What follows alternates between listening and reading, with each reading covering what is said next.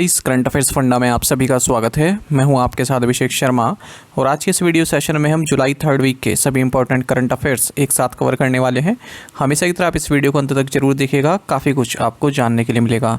Session की शुरुआत करने से पहले आप सभी को बताना चाहूँगा, यदि आप हमारे daily current affairs PDF, weekly PDF, monthly PDF और हर महीने के banking and economic awareness PDF चाहते हैं तो करंट अफेयर्स फंडा का 1 ईयर मेंबरशिप प्लान आप ज्वाइन कर सकते हैं, जिसका लिंक आपको वीडियो के डिस्क्रिप्शन में या फिर फर्स्ट कमेंट में मिल जाएगा। आपको बता दें, इस 1 ईयर मेंबरशिप प्लान के तहत जितना भी हमारा पीडीएफ कंटेंट है वो हम आपको 1 साल तक के लिए प्रोवाइड कराते हैं, जिसे आप डाउनलोड कर सकते हैं, प्रिंट आउट भी निकलवा सकते हैं। इसके लिए चाहे तो आप करंट अफेयर्स फंडा ऐप को यूज़ कर सकते हैं या फिर अपने लैपटॉप या सिस्टम की मदद से वेब लॉगिन भी कर सकते हैं। कोई भी आपका एग्जाम हो, बैंकिंग, एसएससी, रेलवे या फिर स्टेट पीसीएस, जहाँ पर भी जनरल अवेयरनेस या करंट अफेयर्स पूछे जाते हैं, सभी एग्जाम्स के लिए हमारा पीडीएफ कंटेंट काफ़ी यूज़फुल है। इस 1 ईयर मेंबरशिप प्लान के तहत आपको कैटेगरी वाइज क्विज भी हम प्रोवाइड कराते हैं। तो एक बार अगर आपने हमारे करंट अफेयर्स पढ़ लिए, उनके बाद इन क्विज को अटैम्प्ट किया, तो आपका करंट अफेयर्स सेक्शन काफ़ी स्ट्रॉन्ग हो जाएगा और आप अच्छा स्कोर कर पाएंगे अपने आने वाले एग्जाम्स में। तो लिंक वीडियो के डिस्क्रिप्शन में या फिर फर्स्ट कमेंट में दिया गया है, वहाँ से आप ये कोर्स बाय कर सकते हैं। कोई भी आपको डाउट है इस कोर्स से संबंधित तो प्लीज़ आप कमेंट बॉक्स में अवश्य लिखिएगा। चलिए फिर करते हैं शुरुआत इस वीडियो सेशन की। What is the theme for world youth skills day 2024? विश्व युवा कौशल दिवस 2024 का विषय क्या है? ऑप्शंस आपके सामने हैं और सही आंसर ऑप्शन डी रहेगा, youth skills for piece and development. आपको जानना चाहिए कि साल 2014 में यूनाइटेड नेशन जनरल असेंबली ने डिक्लेयर किया कि हर साल 15 जुलाई को world youth skills day celebrate किया जाएगा और 2024 में इस डे का थीम रहेगा youth skills for piece and development. Who has been appointed as Nepal's Prime Minister for the 3rd time? तीसरी बार नेपाल के प्रधानमंत्री के रूप में किसे नियुक्त किया गया है? ऑप्शंस आपके सामने हैं। सही आंसर ऑप्शन डी रहेगा, खड़ग प्रसाद शर्मा ओली। आपको जानना चाहिए केपी शर्मा ओली या फिर खड़ग प्रसाद शर्मा ओली, ये नेपाल के प्राइम मिनिस्टर बने हैं तीसरी बार और ये पुष्प कमल दहल प्रचंड इनको सक्सीड कर रहे हैं, क्योंकि जो प्रचंड हैं ये वोट ऑफ कॉन्फिडेंस हार चुके हैं हाउस ऑफ रिप्रेजेंटेटिव्स में।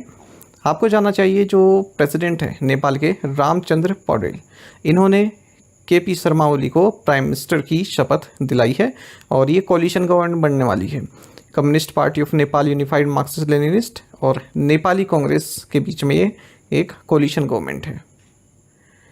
Who host exercise pitch black 2024? Exercise pitch black 2024 की मेजबानी कौन कर रहा है? ऑप्शंस आपके सामने हैं और सही आंसर ऑप्शन डी रहेगा, रॉयल ऑस्ट्रेलियन एयरफोर्स। आपको जानना चाहिए कि इंडियन एयरफोर्स कंटिजेंट, जो इंडियन एयरफोर्स का दल है, वो हाल ही में royal Australian air force base Darwin Australia में पहुंच चुका है। यहाँ पर एक्सरसाइज पिच ब्लैक 2024 होने वाली है, इसमें पार्टिसिपेट ये कर रही है। आपको बता दें, जो एक्सरसाइज है 12 जुलाई 2024 से 2 अगस्त 2024 तक चलने वाली है। एक बाइनियल एक्सरसाइज है, यानी कि 2 साल में एक बार होती है। मल्टीनेशनल एक्सरसाइज है, कई सारे देश इसमें पार्टिसिपेट करते हैं। आपको बता दें इसका नाम कहाँ से आया ऐसा, तो देखिए, यदि ऐसा कोई इवेंट हो कि एक लार्ज अनपॉपुलेटेड एरिया है और उस एरिया के ऊपर से रात में आप फ्लाई कर रहे हैं तो उसे बोलते हैं पिच ब्लैक। आपको जानना चाहिए जो एडिशन है 43 साल में सबसे लार्जेस्ट एडिशन होने वाला है, क्योंकि 20 कंट्रीज इसमें पार्टिसिपेट कर रही हैं, 140 एयरक्राफ्ट इसमें पार्टिसिपेट कर रही हैं। What is the name of the agri fund announced by NABARD? NABARD द्वारा घोषित कृषि कोष का नाम क्या है? ऑप्शंस आपके सामने हैं और सही आंसर ऑप्शन ए रहेगा, एग्री श्योर। आपको जानना चाहिए जो नाबार्ड है, यानी कि national bank for agriculture and rural development, इन्होंने एक एग्री श्योर नाम का फंड लॉन्च किया है। एग्री श्योर की फुल फॉर्म है agri fund for startups and rural enterprises और इसका जो इनिशियल कॉर्पस है वो 750 करोड़ रुपए का है और इस पूरे जो ये पूरी स्कीम है या जो ये पूरा फंड है, इसको मैनेज कौन करेगा? नाबार्ड की जो सब्सिडरी है नेव वेंचर्स। आपको जानना चाहिए नाबार्ड और मिनिस्ट्री ऑफ एग्रीकल्चर, ये दोनों ही 250 करोड़ रुपए का इसमें कंट्रीब्यूट कर रहे हैं और जो बाकी के 250 करोड़ हैं वो और इंस्टीट्यूशंस से आ जाएंगे। इस फंड का मकसद क्या है? ठीक है, जो 85 एग्री स्टार्टअप्स हैं उनको सपोर्ट करना, जिनका investment size up to 25 crore का है। The fund will provide support through investment in sector specific, sector agnostic and debt alternative investment funds as well as direct equity support to startups. आपको जानना चाहिए नाबार्ड ने हाल ही में एग्रीश्योर ग्रीनथन 2024 भी अनाउंस की है। इसका मकसद है जो भी स्मार्ट एग्रीकल्चर होना, बजट है ना, turning agri waste into profitable business opportunities, tax solutions making regenerative agriculture remunerative. तो ये सभी जो प्रॉब्लम स्टेटमेंट्स हैं इनका समाधान करना। Justice N Koteshwar Singh would be the first जज from which state to be elevated to the supreme court. न्यायमूर्ति एन कोटेश्वर सिंह किस राज्य से सर्वोच्च न्यायालय में पदोन्नत होने वाले पहले न्यायाधीश होंगे? सही आंसर ऑप्शन बी मणिपुर है। आपको जानना चाहिए कि 5 मेंबर सुप्रीम कोर्ट कॉलेजियम जो है, जिनका नेतृत्व chief justice of India DY Chandrachud करते हैं, इन्होंने 2 जस्टिसेस का जो है रिकमेंड किया है कि ये सुप्रीम कोर्ट में जज बनाए जाएं। आपको बता दें इनके नाम है जस्टिस एन कोटेश्वर सिंह और दूसरे हैं जस्टिस R माधवन। तो जो जस्टिस सिंह हैं, कोटेश्वर सिंह, ये फर्स्ट जज होंगे मणिपुर से जो सुप्रीम कोर्ट में एलिवेट किए गए हैं। आपको बता दें सुप्रीम कोर्ट कॉलेजियम ने 8 हाई कोर्ट्स में भी चीफ जस्टिसेस की अपॉइंटमेंट की रिकमेंडेशन की है, उसके बाद फिर सरकार इनको अप्रूव करती है। आपको बता दें पहले हैं जस्टिस मनमोहन, ये चीफ जस्टिस होंगे दिल्ली हाई कोर्ट के। जस्टिस MS रामचंद्र राव, ये चीफ जस्टिस होंगे झारखंड हाई कोर्ट के। जस्टिस राजीव सक्सेना, ये चीफ जस्टिस होंगे हिमाचल प्रदेश हाई कोर्ट के। जस्टिस गुरमीत सिंह संधवालिया, ये चीफ जस्टिस होंगे मध्य प्रदेश हाई कोर्ट के। जस्टिस नितिन जामदार, ये केरल हाई कोर्ट के चीफ जस्टिस होंगे। जस्टिस KR श्रीराम, ये मद्रास हाई कोर्ट के चीफ जस्टिस होंगे। जस्टिस तासी रावस्तन, ये मेघालय हाई कोर्ट के चीफ जस्टिस होंगे। और जो Jammu and Kashmir and Ladakh high court है, इनके चीफ जस्टिस होंगे जस्टिस सुरेश कैट। बाकी आपको जानना चाहिए जो सुप्रीम कोर्ट का कॉलेजियम है, इसमें 5 मेंबर होते हैं। तो एक तो अपने जो चीफ जस्टिस ऑफ इंडिया है DY चंद्रचूड़, और इनके अलावा जस्टिस संजीव खन्ना, BR गवई, सूर्यकांत और Rishikesh Roy. Which sports brand announced its partnership with the Indian Olympic Association for official footwear partner? किस स्पोर्ट्स ब्रांड ने आधिकारिक फुटवियर पार्टनर के लिए भारतीय ओलंपिक संघ के साथ अपनी साझेदारी की घोषणा की है? ऑप्शंस आपके सामने है। सही आंसर ऑप्शन बी रहेगा प्यूमा। आपको जानना चाहिए जो स्पोर्ट्स ब्रांड है प्यूमा इंडिया, इन्होंने पार्टनरशिप अनाउंस की है इंडियन ओलंपिक एसोसिएशन के साथ।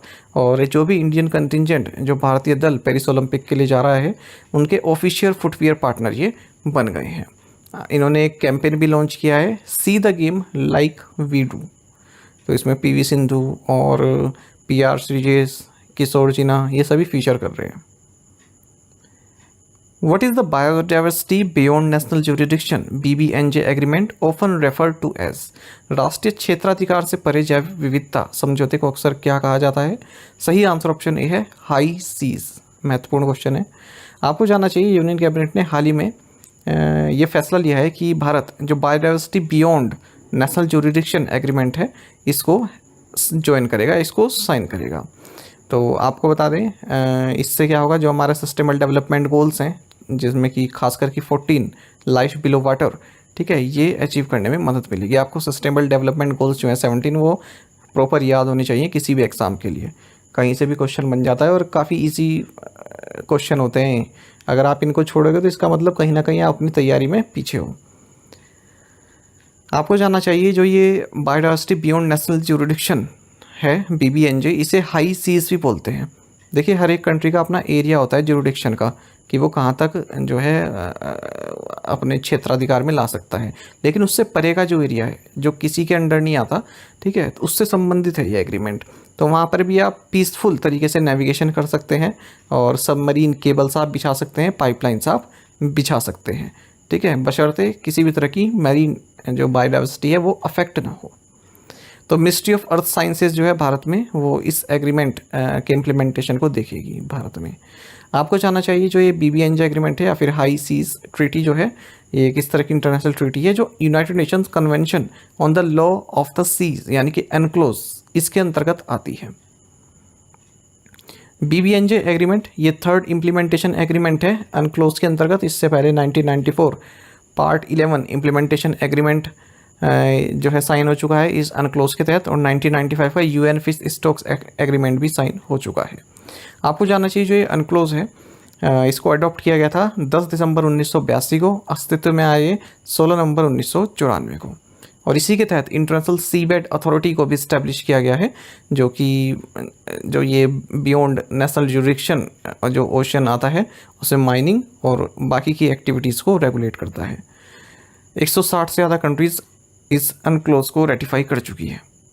अच्छा, और जो ये BBNJ एग्रीमेंट है ये मार्च 2023 में जो है इसमें सहमति आई थी और देशों की, और उसके बाद फिर 2023 सितंबर में ये सिग्नेचर के लिए ओपन हो गया, यानी कि देशों के रेटिफाई करने से के लिए जो है शुरू हो गया।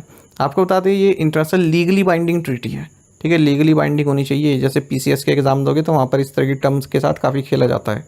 तो लीगली बाइंडिंग ट्रीटी है ये, और आपको बता दें ये तब लागू हो जाएगी जैसे ही 60th रेटिफिकेशन इसको मिल जाता है, यानी कि 60 दिन जैसे इसको रेटिफिकेशन करते हैं उसके 120 दिन बाद ये जो एग्रीमेंट है ये अस्तित्व में आ जाएगा, कम इनटू फोर्स हो जाएगा। अब तक आपको बता दें 91 कंट्रीज़ ने इस एग्रीमेंट को साइन किया है और केवल 8 कंट्रीज़ ने इसको रेटिफाई किया है। Which two organizations have entered an MOU to work together for livelihood generation? आजीविका सृजन के लिए मिलकर काम करने हेतु किन दो संगठनों ने एक समझौता ज्ञापन पर हस्ताक्षर किए हैं? सही आंसर ऑप्शन बी है, CSIR एंड MSSRF। आपको जानना चाहिए the council of Scientific and industrial research CSIR और MSA रिसर्च फाउंडेशन MSSRF, इन्होंने एक MOU साइन किया है जिसके तहत जो भी रूरल, ट्राइबल और फार्मिंग कम्युनिटीज़ हैं उनका जो लाइवलीहुड जनरेशन है, ठीक है, वो उनका प्रॉपर हो सके, बढ़ सके। जो ये MSSRF है, एक नॉन प्रॉफिट ट्रस्ट है जिसे इंडियन ट्रस्ट एक्ट 1882 के तहत रजिस्टर किया गया है और Department of Scientific and industrial Research Government of India द्वारा इसको रिकॉग्नाइज किया गया है as a scientific and industrial research organisation. तो जो भी वीमेन हैं और ट्राइबल और रूरल एरियाज़ हैं तो उनकी लाइवलीहुड के लिए ये कार्य करती है।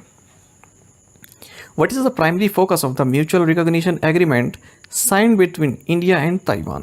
भारत और ताइवान के बीच पारस्परिक मान्यता समझौते का प्राथमिक उद्देश्य क्या है? सही आंसर ऑप्शन सी है, ऑर्गेनिक प्रोडक्ट्स। आपको जानना चाहिए एक mutual recognition agreement organic products के लिए साइन किया गया है इंडिया और ताइवान के बीच में, और ये साइन किया गया 9th working group on trade meeting with Taiwan जो हुई है न्यू दिल्ली में भारत की। The implementation of the MRA between India and Taiwan is a landmark achievement as it is the first bilateral agreement for organic products। तो organic products से संबंधित ये पहला बायलेटरल एग्रीमेंट है इंडिया और ताइवान के बीच में जो हुआ है। तो भी महत्वपूर्ण क्वेश्चन है। कुछ क्वेश्चन ऐसे होते हैं जो दिखने में थोड़े थके हुए लगते हैं पर एग्जाम में पूछे जाने के चांसेस इसमें रहते हैं। Who launched the GRSC Accelerated Innovation Nurturing Scheme Gains 2024? GRSC Accelerated Innovation Nurturing Scheme Gains 2024 किसने लॉन्च की है? सही आंसर ऑप्शन भी रहेगा, संजय सेठ। आपको जानना चाहिए रक्षा राज्य मंत्री संजय सेठ, इन्होंने GRSC Accelerated Innovation Nurturing Scheme यानी कि गेन्स 2024 लॉन्च की है और ये garden reach ship builders and engineers limited संबंधित है, कोलकाता में इसको लॉन्च किया गया। आपको बता दें एक इनोवेटिव स्कीम है जो भी प्रॉब्लम्स जो शिपयार्ड फेस करते हैं, ठीक है, उसके सॉल्यूशन से संबंधित है और जो टेक्नोलॉजी डेवलपमेंट है उसको प्रमोट करने से संबंधित है। तो जो भी स्टार्टअप्स हैं उनको इनक्रेज किया जाएगा कि जो शिप इंडस्ट्री है इससे संबंधित आप जो भी सॉल्यूशंस हैं उनके प्रोडक्ट्स आप बनाकर दीजिए। तो make in India startup India policy के तहत इस स्कीम को शुरू किया गया है। Gains 2024। In which city was the 132nd session of the Council of the International Maritime Organization held? अंतर्राष्ट्रीय समुद्री संगठन की परिषद का 132वां सत्र किस शहर में आयोजित किया गया? सही आंसर ऑप्शन सी है, लंदन। आपको जानना चाहिए हाल ही में Council of the International Maritime Organization का 132nd सेशन लंदन में आयोजित किया गया और भारत की ओर से जो दल गया है उसको रिप्रेजेंट किया है TK रामचंद्रन जो कि सेक्रेटरी हैं ministry of port, shipping and waterways में। आपको बता दें इस काउंसिल में भारत को उन कंट्रीज़ में रखा गया है जिनका लार्जेस्ट इंटरेस्ट है इंटरनेशनल सी बोर्न ट्रेड में। What is the name of the first mothership received by the Union Minister Sarbananda Sonowal at Vizhinjam, Kerala? Kerala के विजिंजम में केंद्रीय मंत्री सर्बानंद सोनोवाल द्वारा प्राप्त पहली मदरशिप का नाम क्या है? सही आंसर ऑप्शन डी रहेगा, MV सैन फर्नांडो। आपको जानना चाहिए जो union minister for ports, shipping and waterways हैं सर्बानंद सोनोवाल, इन्होंने हाल ही में first mothership MV San Fernando इसको रिसीव किया है और इसी के साथ जो इंडिया का first deep water container transshipment port है विजिंजम केरल, इसकी भी शुरुआत हो चुकी है। आपको बता दें जो शिप ऐसी कैपेसिटी है 9000 TEU की, और ये इंडिया का जो फर्स्ट ऑटोमेटेड पोर्ट है विजिंगम केरल, ठीक है, यहाँ पर ये प्राप्त हुआ है, यहाँ पर ये पहुँचा है। आपको बता दें ये जो पोर्ट है विजिंगम, ये जो है एक ऑटोमेटेड पोर्ट है, काफ़ी लार्ज स्केल पर इसको जो है ऑटोमेशन यहाँ पर प्रोवाइड किया गया है ताकि जो टर्न अराउंड टाइम है वेसल्स का, ठीक है, वो जल्दी हो सके, ऑफलोडिंग जल्दी हो सके। टर्न अराउंड टाइम मतलब कितने, कोई शिप चला है तो वो अपने गंतव्य पर पहुंचा और वहाँ से फिर वापस जहाँ से आया था वहाँ पहुँच गया, उसको बोलते हैं टर्न अराउंड टाइम, ठीक है। तो जितनी जल्दी पहुँचेगा उतना अच्छा है पोर्ट के लिए, जितनी जल्दी ऑफलोडिंग होगी। आपको बता दें जो विजिंजम इंटरनेशनल सी पोर्ट है, इसको पब्लिक प्राइवेट पार्टनरशिप के तहत डेवलप किया जा रहा है केरल गवर्नमेंट, सेंट्रल गवर्नमेंट और अडानी ग्रुप के द्वारा। अच्छा, ये हमने देखा ना ऊपर TEU, तो ये एक अच्छा क्वेश्चन है।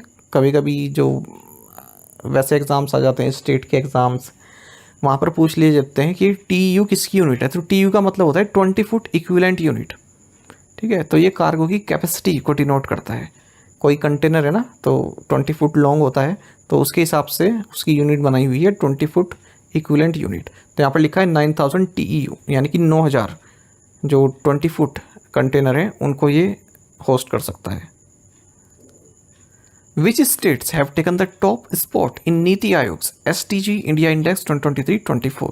नीति आयोग के SDG भारत सूचकांक 2023-24 में किन राज्यों ने शीर्ष स्थान प्राप्त किया है? ऑप्शंस आपके सामने है। सही आंसर ऑप्शन सी रहेगा, Uttarakhand and Kerala. Most important question है, आने वाले एग्जाम्स में या फिर बैंक एग्जाम का जो भी होगा आपका मेंस एग्जामिनेशन, उसमें यहाँ से क्वेश्चन पूछा जाएगा। तो एक एक करके सब कुछ देखेंगे। कोशिश किया कीजिए जब मैं आपको क्वेश्चन बताता हूँ ना, इसे यहीं के यहीं याद कर लीजिए। ऐसा नहीं कि इसके बाद आपको PDF मिलेगी फिर उसको आप देखोगे तब याद करोगे, साथ के साथ जैसे जैसे मैं बोल रहा हूँ वैसे वैसे उसको लर्न करते चलो। देखिए, नीति आयोग ने SDG इंडिया इंडेक्स 2023-24 हाल ही में लॉन्च किया है और इसमें टॉप प्लेस जो प्राप्त हुआ है वो उत्तराखंड और केरल को हुआ है। आपको बता दें जो स्टेट्स हैं जो सस्टेनेबल डेवलपमेंट गोल्स हैं उन पर किस तरह से खरा उतरे हैं, उससे संबंधित ये इंडेक्स होता है। तो जो लेटेस्ट SDG इंडिया इंडेक्स ये जो लॉन्च किया गया है नीति आयोग द्वारा, ये 4th एडिशन है और 113 इंडिकेटर्स के बेसिस पर स्टेट की परफॉर्मेंस यहाँ पर आकी गई है। इंडिया का जो SDG स्कोर है, सस्टेनेबल डेवलपमेंट गोल स्कोर है, ये 71 पॉइंट पहुँचे है 2023-24 में, जबकि 2020-21 में जब इससे पहले ये लॉन्च किया गया था इंडेक्स तब 66 पॉइंट था। और ये इम्प्रूवमेंट क्यों हुआ है? क्योंकि हमने पॉवर्टी रिडक्शन में इम्प्रूव किया है, इकोनॉमिक ग्रोथ हमारी बढ़ी है, क्लाइमेट एक्शन में हमने अच्छा कार्य किया है। आपको बता दें जो SDG इंडिया इंडेक्स है इसमें 16 गोल्स पर प्रोग्रेस स्टेट्स की इवेल्यूएट की जाती है 1 से 100 तक के स्केल पर।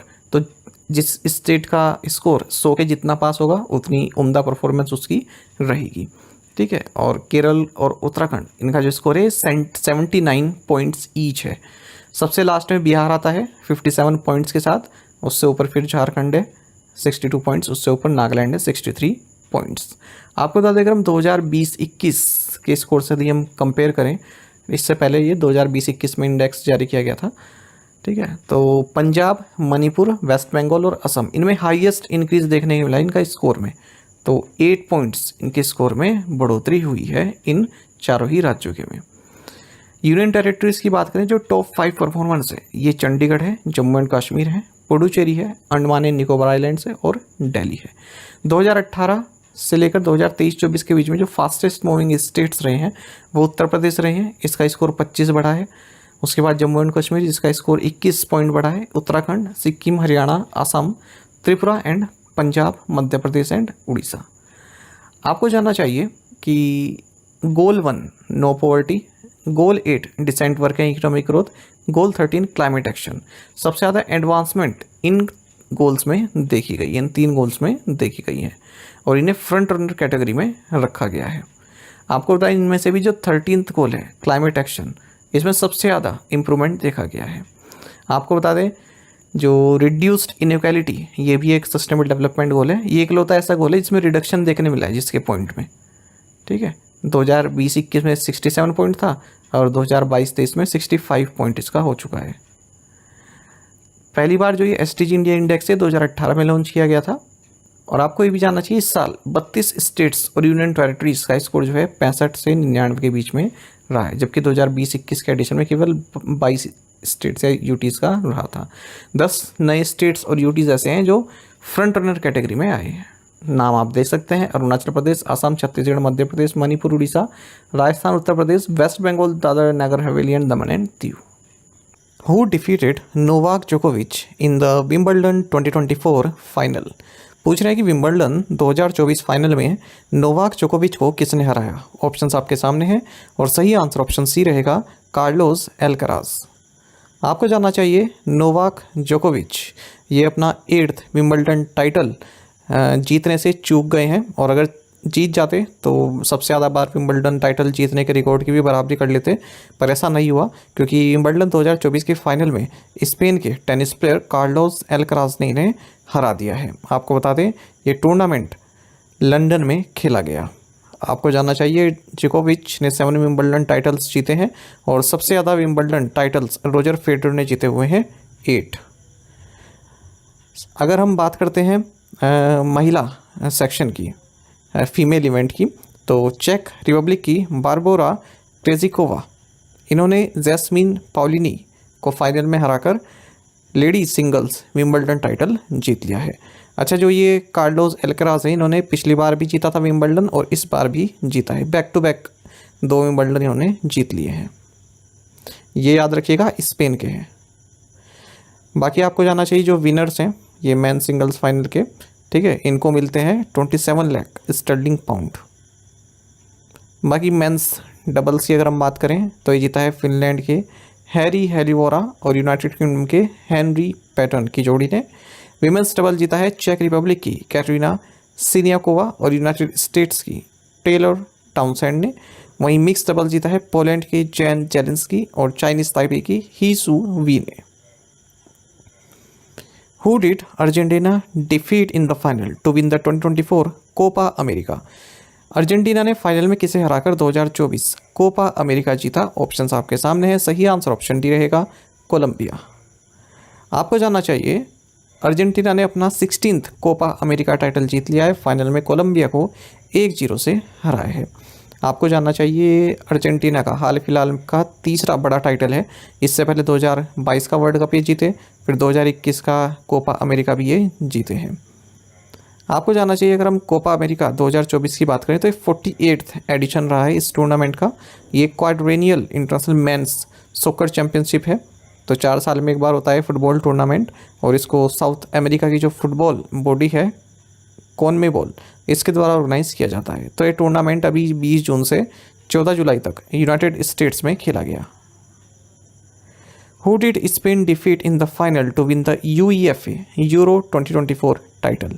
स्पेन ने फाइनल में किसे हराकर UEFA यूरो 2024 खिताब जीता? ऑप्शंस आपके सामने हैं। सही आंसर ऑप्शन सी रहेगा, इंग्लैंड। देखिए तीनों ही क्वेश्चन बहुत महत्वपूर्ण हैं, इससे पहले के 2 जो हमने देखे और एक ये। देखिए स्पेन ने अपना 4th UEFA European championship title जीत लिया है, फाइनल में इंग्लैंड को 2-1 से इन्होंने हरा है। कहाँ पर खेला गया? बर्लिन जर्मनी में।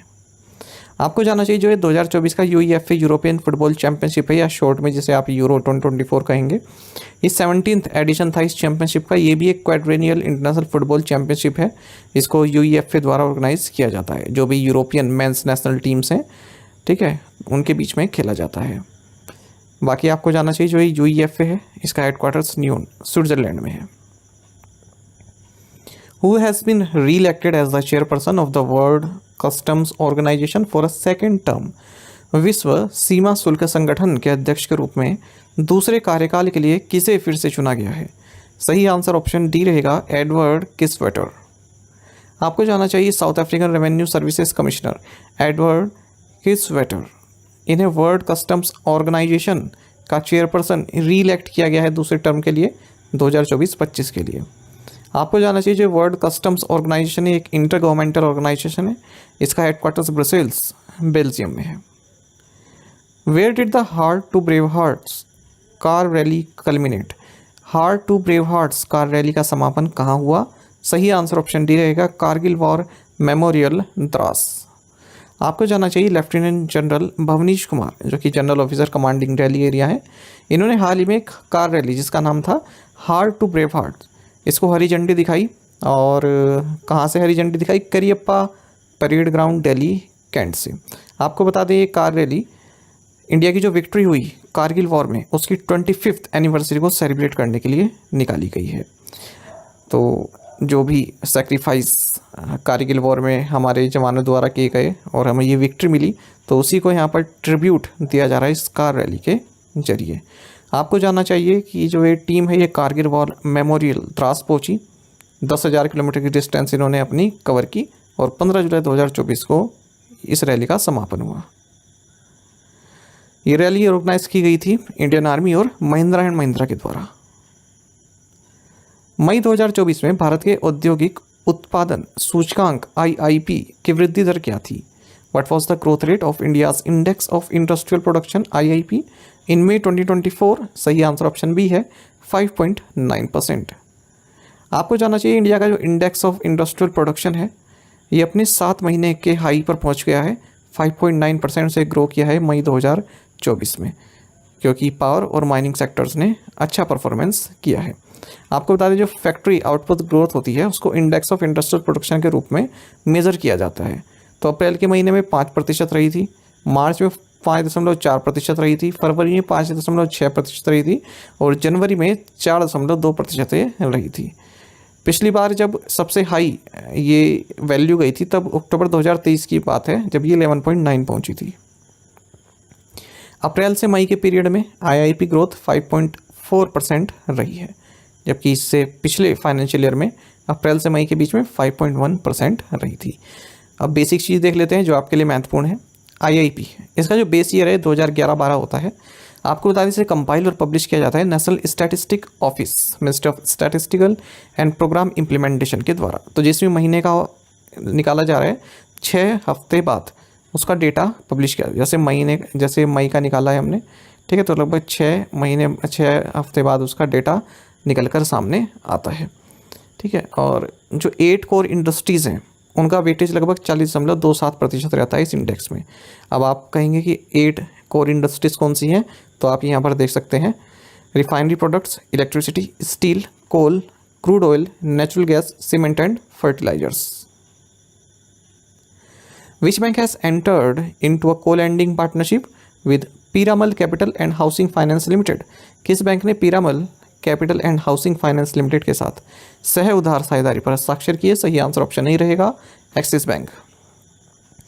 आपको जानना चाहिए कि एक्सिस बैंक और Piramal capital and housing finance limited इन्होंने एक पार्टनरशिप साइन की है जिसके तहत micro small and medium enterprises MSMEs और जो भी होम लोन्स सेगमेंट्स हैं उनको को लेंडिंग की सुविधा दी जाएगी, यानी कि कुछ लोन एक्सिस बैंक देगा, कुछ लोन पीरामल कैपिटल प्रोवाइड कराएगा। The collaboration aims to cater to customers in the unorganised sector including self employed और salaried borrowers who have limited access to credit due to lack of sufficient income proof. तो जिन लोगों का income proof नहीं होता है या फिर अनऑर्गेनाइज्ड सेक्टर में कार्य करते हैं, सैलरी वाले जॉब नहीं होते, जैसे आप देखते हैं जिनकी सैलरी प्रॉपर तरीके से मिलती है तो उनको लोन लेने में थोड़ी दिक्कत होती है, तो वहाँ पर ये लोग सहायता करेंगे। Which of the following has signed an agreement with online PSB loans limited to promote financial inclusion? निम्नलिखित में से किसने वित्तीय समावेशन को बढ़ावा देने के लिए ऑनलाइन PSB लोन लिमिटेड के साथ एक समझौते पर हस्ताक्षर किए हैं? सही आंसर ऑप्शन सी है नाबार्ड। आपको जानना चाहिए national bank for agriculture and rural development यानी कि नाबार्ड और ऑनलाइन PSB लोन्स लिमिटेड इन्होंने एक एग्रीमेंट साइन किया है जिसके तहत रीजनल रूरल बैंक्स के थ्रू फाइनेंशियल इंक्लूजन को प्रमोट किया जाएगा। The collaboration seeks to smoothen the process of enrolment and claim settlement under the general Suraksha scheme for all 43 regional rural banks onboarded on one platform through the Jan Suraksha portal. तो जन सुरक्षा scheme के तहत जितने भी एनरोलमेंट प्रोसेस हैं, claim settlement हैं, उनको थोड़ा ईजी किया जाएगा उस प्रोसेस को, जितने भी 43 रीजनल रूरल बैंक्स हैं उन सभी के लिए।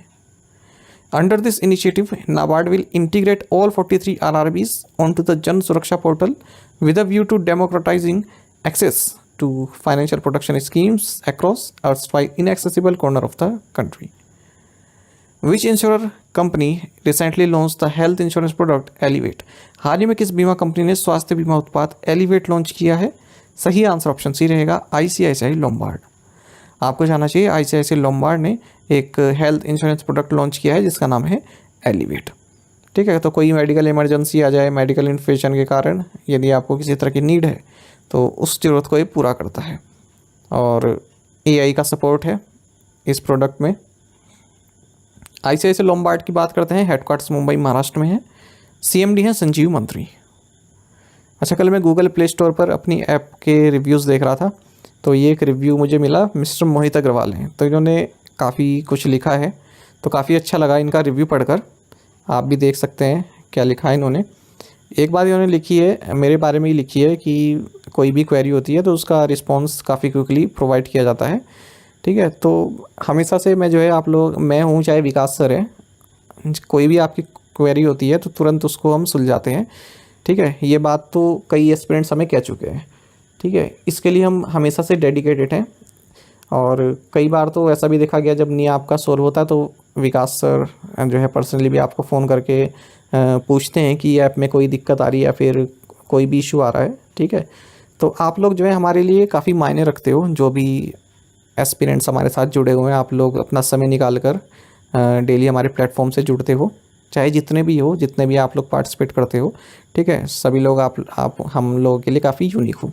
ठीक है, तो इसलिए आप प्लेटफॉर्म से जुड़े रहिए और उम्मीद यही है कि आप लोगों का भी जल्द से जल्द सिलेक्शन आए, आप लोग जाएं, फिर नए बच्चे जुड़े।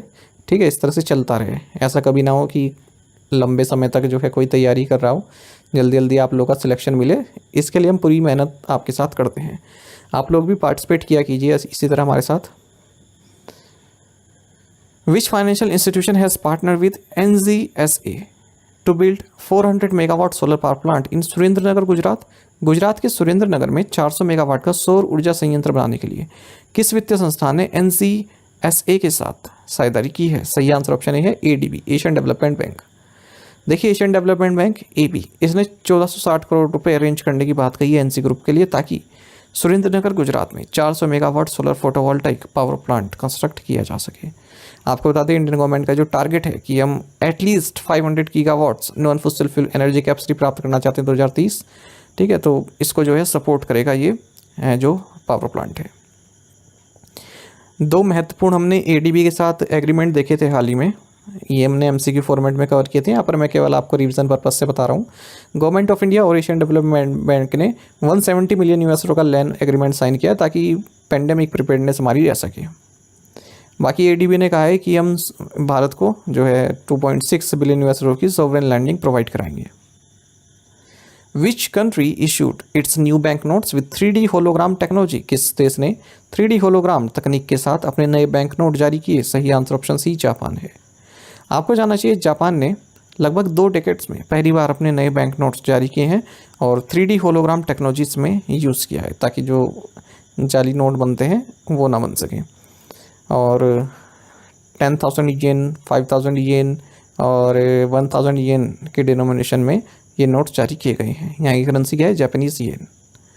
और ये जो है 3rd मोस्ट ट्रेडेड करेंसी है फॉरेन एक्सचेंज मार्केट में। पहले नंबर पर यूनाइटेड स्टेट्स डॉलर है, फिर यूरो है। Which two state government sign an agreement for the Parvati Kalisindh Chambal river linking project? Parvati Kalisindh Chambal river link परियोजना के लिए किन 2 राज्य सरकारों ने समझौते पर हस्ताक्षर किए? सही आंसर ऑप्शन डी है, मध्य प्रदेश एंड राजस्थान। आपको जानना चाहिए, मध्य प्रदेश और राजस्थान गवर्नमेंट ने एक एग्रीमेंट साइन किया है जिसके तहत 72,000 करोड़ रुपए की लागत से Parvati Kalisindh Chambal river linking project को इम्प्लीमेंट किया जाएगा। तो ये MOU साइन किया गया राजस्थान के चीफ मिनिस्टर भजन लाल शर्मा और मध्य प्रदेश के चीफ मिनिस्टर मोहन यादव के बीच में। आपको बता दें, ये जो लिंक प्रोजेक्ट है जब तैयार हो जाएगा तो जो ईस्टर्न राजस्थान के 13 डिस्ट्रिक्ट हैं, मालवा, चंबल रीजन, मध्य प्रदेश, इन सभी को ड्रिंकिंग वाटर और इंडस्ट्रियल वाटर की सप्लाई प्राप्त हो पाएगी। Which state government signed memorandums of understanding with IBM, Microsoft and NASSCOM to enhance AI capabilities? किस राज्य सरकार ने AI क्षमताओं को बढ़ाने के लिए IBM, माइक्रोसॉफ्ट और NASSCOM के साथ समझौता ज्ञापन पर हस्ताक्षर किए? सही आंसर ऑप्शन ए, गुजरात है। आपको जानना चाहिए, गुजरात गवर्नमेंट ने मेमोरेंडम ऑफ अंडरस्टैंडिंग साइन किए हैं IBM, माइक्रोसॉफ्ट और national association of software and service companies यानी कि NASSCOM के साथ, ताकि राज्य में आर्टिफिशियल इंटेलिजेंस टेक्नोलॉजीज को प्रमोट किया जाए। तो AI centre will focus on key technology such as machine learning, cognitive services and boat services. Which company received the Golden Peacock Award for excellence in occupational health and safety in the transportation railways category? परिवहन railway श्रेणी में व्यावसायिक स्वास्थ्य और सुरक्षा में उत्कृष्टता के लिए किस कंपनी को गोल्डन पीकॉक पुरस्कार प्राप्त हुआ? सही आंसर ऑप्शन सी रहेगा, L&T metro rail limited Hyderabad. आपको जानना चाहिए L&T metro rail Hyderabad limited को गोल्डन पीकॉक अवार्ड प्राप्त हुआ है transportation railways category for excellence in occupational health and safety में। ये अवार्ड सेरेमनी जो इंस्टीट्यूट ऑफ डायरेक्टर्स हैं इनकी 25th international conference on environment management and climate change जो कि बेंगलुरु में हुई, इस दौरान दिया गया। ये अवार्ड प्रेजेंट किया गया former chief justice of India Uday U Lalit के द्वारा। Where was the Indo French liver and metabolic disease centre launched? Indo French liver and metabolic disease network इन्फ्लीमेन कहाँ लॉन्च किया गया? सही आंसर ऑप्शन डी है, न्यू दिल्ली। आपको जानना चाहिए union minister doctor Jitendra Singh ने Indo French liver and metabolic disease network को लॉन्च किया है दिल्ली में भी institute of liver and biliary sciences में। आपको बताइए ताकि जो मेटाबॉलिक लीवर डिजीज़ हैं उनको प्रिवेंट किया जा सके, उनको क्योर किया जा सके। इसका मकसद है जो भी मेटाबॉलिक लीवर डिसऑर्डर होते हैं, non alcoholic fatty liver disease होते हैं जो कि आगे जाकर लीवर कैंसर ही बन सकते हैं, उनसे लोगों को प्रिवेंट करना। Who released the commemorative coin of ₹100 to mark Lokmat Media Group founder Jawaharlal Darda's 101st birth anniversary? Lokmat media समूह के संस्थापक जवाहरलाल दर्डा की 101वीं जयंती के अवसर पर 100 रुपये का स्मारक सिक्का किसने जारी किया? सही आंसर ऑप्शन बी है, एकनाथ शिंदे। आपको जानना चाहिए महाराष्ट्र चीफ मिनिस्टर एकनाथ शिंदे ने लोकमत मीडिया ग्रुप के फाउंडर, एडिटर और फ्रीडम फाइटर लेट जवाहरलाल दर्दा इनकी 101वीं बर्थ एनिवर्सरी के मौके पर 100 रुपये का एक स्मारक सिक्का जारी किया है। आपको बता दीजिए लोकमत है मराठी लैंग्वेज न्यूज़पेपर है, महाराष्ट्र में पब्लिश होता है। स्थापना 1971 में हुई थी, जवाहरलाल जी द्वारा की गई थी और ये largest read Marathi language newspaper है इंडिया का। When is the world day for international justice celebrated? विश्व अंतर्राष्ट्रीय न्याय दिवस कब मनाया जाता है? ऑप्शन आपके सामने है, सही आंसर ऑप्शन सी रहेगा, 17 जुलाई। आपको जानना चाहिए कि हर साल world day for international justice ये 17 जुलाई को सेलिब्रेट किया जाता है। आपको जानना चाहिए 17 जुलाई क्यों? क्योंकि 17 जुलाई को रोम स्टैट्यूट को एडॉप्ट किया गया था। ये वही एक तरह की आप एग्रीमेंट कह सकते हैं जिसके तहत इंटरनेशनल क्रिमिनल कोर्ट की स्थापना की गई। इंटरनेशनल क्रिमिनल कोर्ट एक इंटर गवर्नमेंटल ऑर्गेनाइजेशन है, इंटरनेशनल ट्रिब्यूनल है और इसका हेडक्वार्टर्स द हेग नीदरलैंड्स में है। कई बार एग्जाम में इसका हेडक्वार्टर्स पूछा जा चुका है, तो याद रखिएगा। The treasury of which temple was opened on July 14 after 46 years? 46 वर्षों के बाद 14 जुलाई को किस मंदिर का खजाना खोला गया? ऑप्शंस आपके सामने हैं, सही आंसर ऑप्शन डी रहेगा, पुरी जगन्नाथ टेम्पल। आपको जानना चाहिए 46 साल के बाद श्री जगन्नाथ टेम्पल जो कि पुरी उड़ीसा में है, इसका रत्न भंडार खोला गया है 14 जुलाई को, या फिर आप इसको कह सकते हैं सेक्रेड ट्रेजरी रत्न भंडार। आपको जानना चाहिए कि 4 जुलाई को चीफ मिनिस्टर मोहन चरण मांझी इन्होंने एक हाई लेवल कमेटी सेटअप की थी जिसकी अध्यक्षता फॉर्मर उड़ीसा हाई कोर्ट जज रिटायर्ड जस्टिस विश्वनाथ रत्न ने की और इन्होंने पूरे प्रोसेस को सुपरवाइज किया किस तरह से रत्न भंडार खोला जाएगा। आपको जानना चाहिए कि लास्ट टाइम जब 1978 में इसको खोला गया था तब रत्न भंडार टोटल 454 गोल्ड आर्टिकल्स था इसमें और जिसका वेट लगभग 128.38 किलोग्राम था और 293 सिल्वर आर्टिकल्स थे इसमें 221.53 किलोग्राम के। आपको जानना चाहिए कि ये जो ज्वेल्स हैं जो भी रत्न भंडार हैं ये चैम्बर्स जो 3 सिबलिंग डेटीज़ हैं यहाँ पर लॉर्ड बालभद्र, लॉर्ड जगन्नाथ और देवी सुभद्रा, इनको डेडिकेटेड है और ये जो मंदिर है इसका निर्माण किंग इंद्रयुम्ना ऑफ अवंती इनके द्वारा कराया गया था। What is the name of the new security feature introduced by Punjab National Bank to enhance security for international and mobile banking? Internet mobile banking की सुरक्षा बढ़ाने के लिए पंजाब नेशनल बैंक द्वारा शुरू की गई नई सुरक्षा सुविधा का नाम क्या है? ऑप्शंस आपके सामने हैं, सही आंसर ऑप्शन बी रहेगा, सेफ्टी रिंग। आपको जानना चाहिए कि पंजाब नेशनल बैंक ने एक नया सिक्योरिटी फीचर इंट्रोड्यूस किया है जिसका नाम है सेफ्टी रिंग और इस सेफ्टी रिंग को इन्होंने अपने इंटरनेट बैंकिंग सिस्टम और मोबाइल बैंकिंग सिस्टम के तहत लॉन्च किया है क्योंकि साइबर फ्रॉड के केसेस काफ़ी बढ़ रहे हैं। आपको जानना चाहिए एक तरह की एडिशनल सेफ्टी लेयर प्रोवाइड कराता है कस्टमर को, ताकि जो फ्रॉड लोग हैं उनसे बचा जा सके। तो इस सेफ्टी रिंग जो है ये एक ऑप्शनल फीचर है, इसके जरिए जो कस्टमर से अपनी डेली ट्रांजैक्शन लिमिट को सेट कर सकते हैं। ठीक है, इतना डेली ट्रांजैक्शन लिमिट हमारा रहने वाला है, उसके बाद फिर आप ऑथोराइज नहीं है, कोई और ऑथोराइज नहीं हो सकता कि आपके अकाउंट से फ्रॉड तरीके से पैसे निकाल लें। Which bank collaborated with BSF for the grow with the trees plantation drive in Srinagar Jammu and Kashmir. Srinagar में वृक्षों के साथ बने वृक्षारोपण अभियान के लिए किस बैंक ने BSF के साथ सहयोग किया है? ऑप्शंस आपके सामने है। सही आंसर ऑप्शन ए है state Bank of India SBI। आपको जानना चाहिए कि बॉर्डर सिक्योरिटी फोर्स और स्टेट बैंक ऑफ इंडिया ने श्रीनगर जम्मू एंड कश्मीर में BSF का जो हेडक्वार्टर्स है यहाँ पर grow with the trees plantation drive organise की है। तो इस प्लांटेशन ड्राइव का मकसद रहा ग्रीन इन्वायरमेंट क्रिएट करना, और ट्री प्लांटेशन का क्या इंपॉर्टेंस है वो लोगों को बताना। तो इसमें BSF ऑफिशियल्स, जवान्स और जो भी SBI बैंक के ऑफिशियल्स हैं, स्कूल चिल्ड्रन है केंद्रीय विद्यालय के, उन सभी ने इसमें पार्टिसिपेट किया है। Who has been reappointed as the managing director and chief executive officer of Utkarsh small finance bank?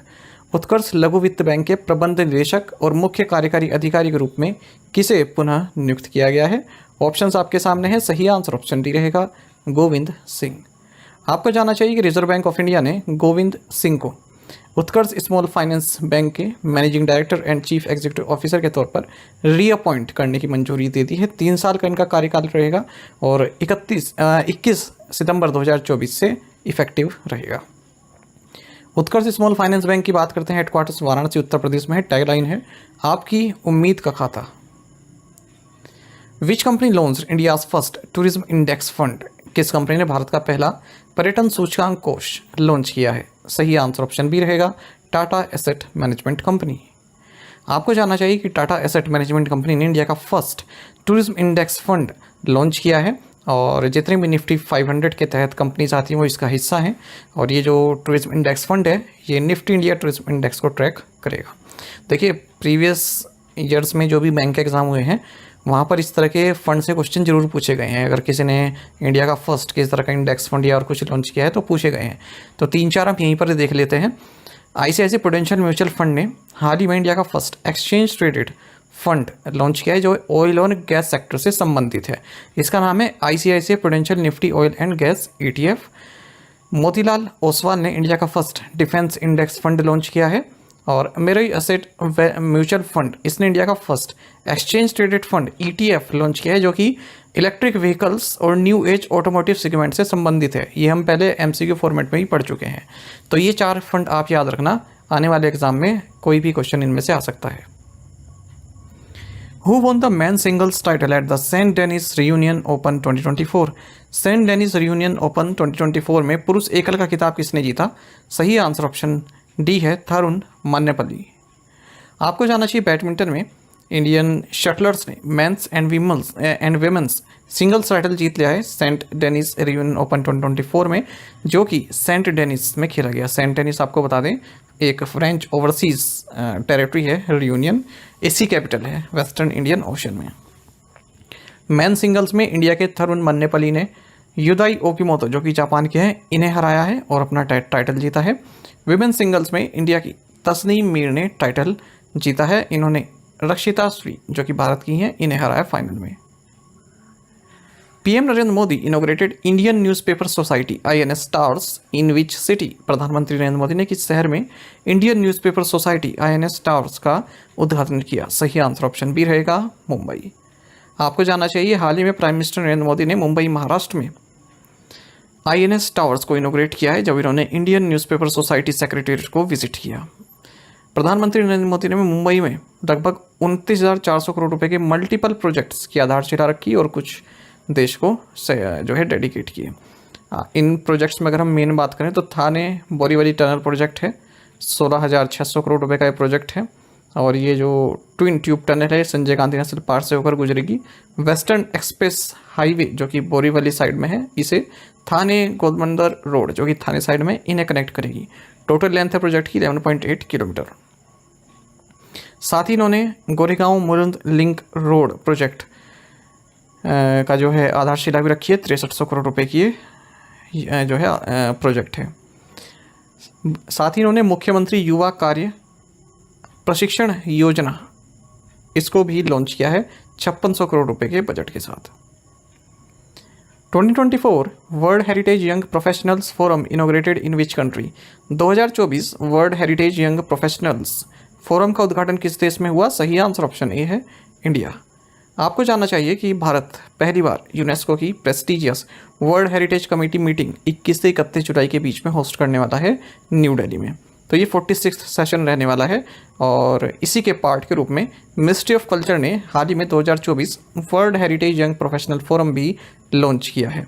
आपको बता दें, Pandit Deendayal Upadhyaya institute of archaeology, जो कि एक सब ऑफिस है आर्कियोलॉजिकल सर्वे ऑफ इंडिया के तहत, इसने इस यंग प्रोफेशनल फोरम को होस्ट किया है। थीम रहा world heritage in the 21st century, building capacities and exploring opportunities for youth. Which organization in association with the National Commission for Women launched the 5th phase of the Digital Shakti campaign? राष्ट्रीय महिला आयोग के सहयोग से किस organisation ने digital शक्ति अभियान का 5वां चरण शुरू किया? सही आंसर ऑप्शन डी है, साइबर पीस फाउंडेशन। आपको जानना चाहिए कि साइबर पीस फाउंडेशन ने नेशनल कमीशन फॉर वुमेन के साथ मिलकर डिजिटल शक्ति कैंपेन का 5th फेज लॉन्च किया है। आपको बता दें, एक पैन इंडिया प्रोजेक्ट है और इसका मकसद है गर्ल्स को डिजिटली एम्पावर करना, अप स्किल करना साइबर स्पेस के फील्ड में। तो इस प्रोग्राम के तहत जो साइबर स्पेस फाउंडेशन है, इसने रिस्पॉन्डर्स इस्टेब्लिश किए हुए हैं हर स्टेट में और ये ट्रेनिंग प्रोवाइड कराते हैं, स्किल ट्रेनिंग देते हैं महिलाओं को और गर्ल्स को digital skills, cyber security awareness, AI, emerging technologies के क्षेत्र में। बाकी डिजिटल शक्ति को 2018 में शुरू किया गया था। Which two organisation signed MOU to jointly serve as a project service provider for design, construction and consultancy services both in India and overseas। Bharat और विदेश दोनों में डिज़ाइन, निर्माण और परामर्श सेवाओं के लिए परियोजना सेवा प्रदाता के रूप में संयुक्त रूप से काम करने के लिए किन दो ऑर्गेनाइजेशन ने समझौता ज्ञापन पर हस्ताक्षर किए? सही आंसर ऑप्शन बी है, DMRC and RVNL। Delhi metro rail corporation और रेल विकास निगम लिमिटेड, इन्होंने एक मेमोरेंडम ऑफ अंडरस्टैंडिंग साइन किया है जिसके तहत ये प्रोजेक्ट सर्विस प्रोवाइडर के तौर पर सर्व करेंगे इंडिया और ओवरसीज में design, construction and consultancy services के लिए।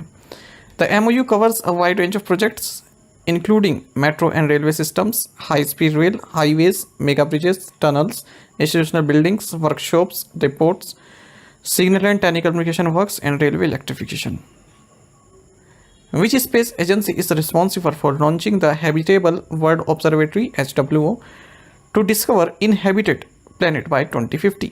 2050 तक इनहेबिटेड ग्रह की खोज के लिए कौन सी अंतरिक्ष agency Habitable Worlds Observatory launch करेगी? सही आंसर ऑप्शन सी है, नासा।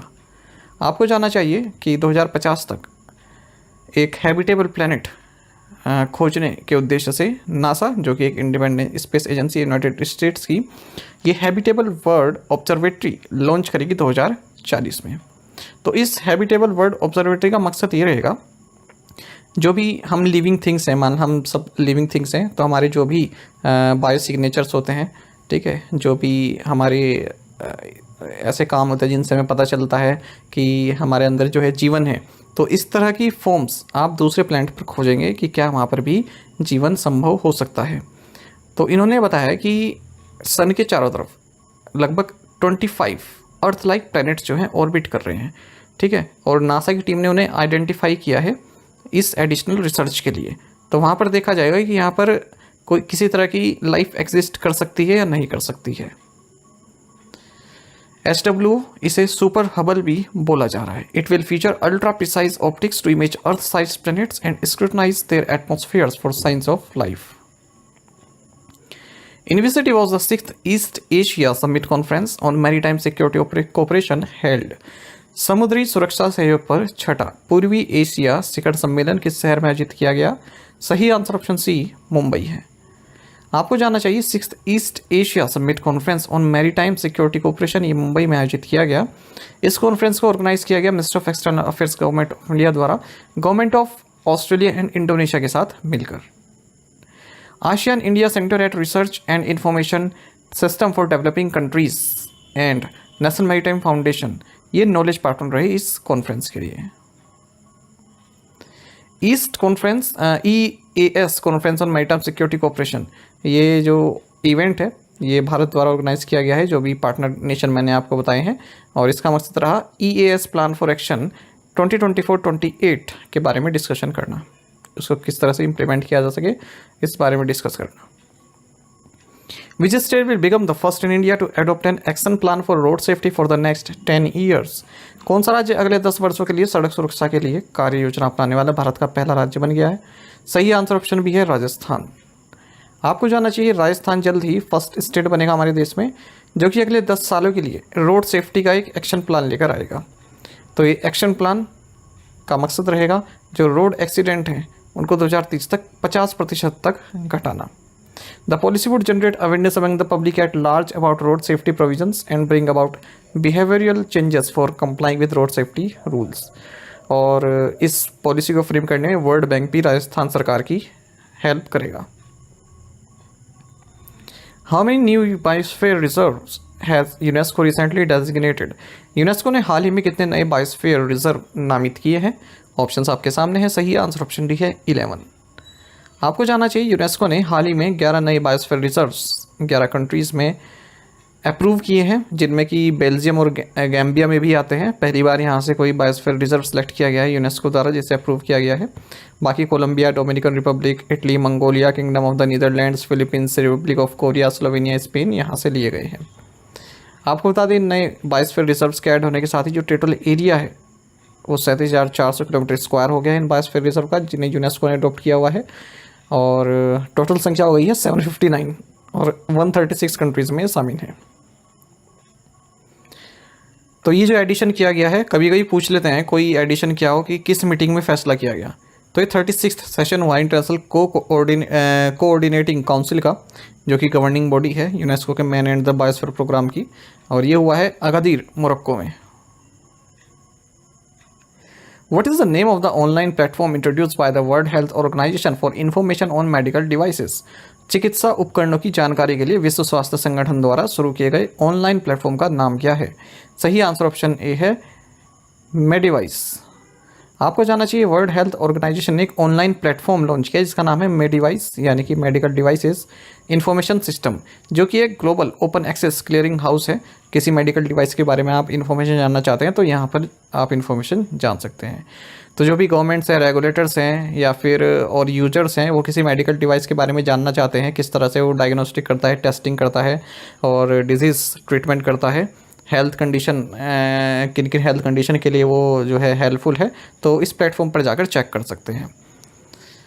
इसमें 2301 टाइप के मेडिकल डिवाइसेस जो हैं लिस्ट किए गए हैं, उनके बारे में पूरी जानकारी दी गई है।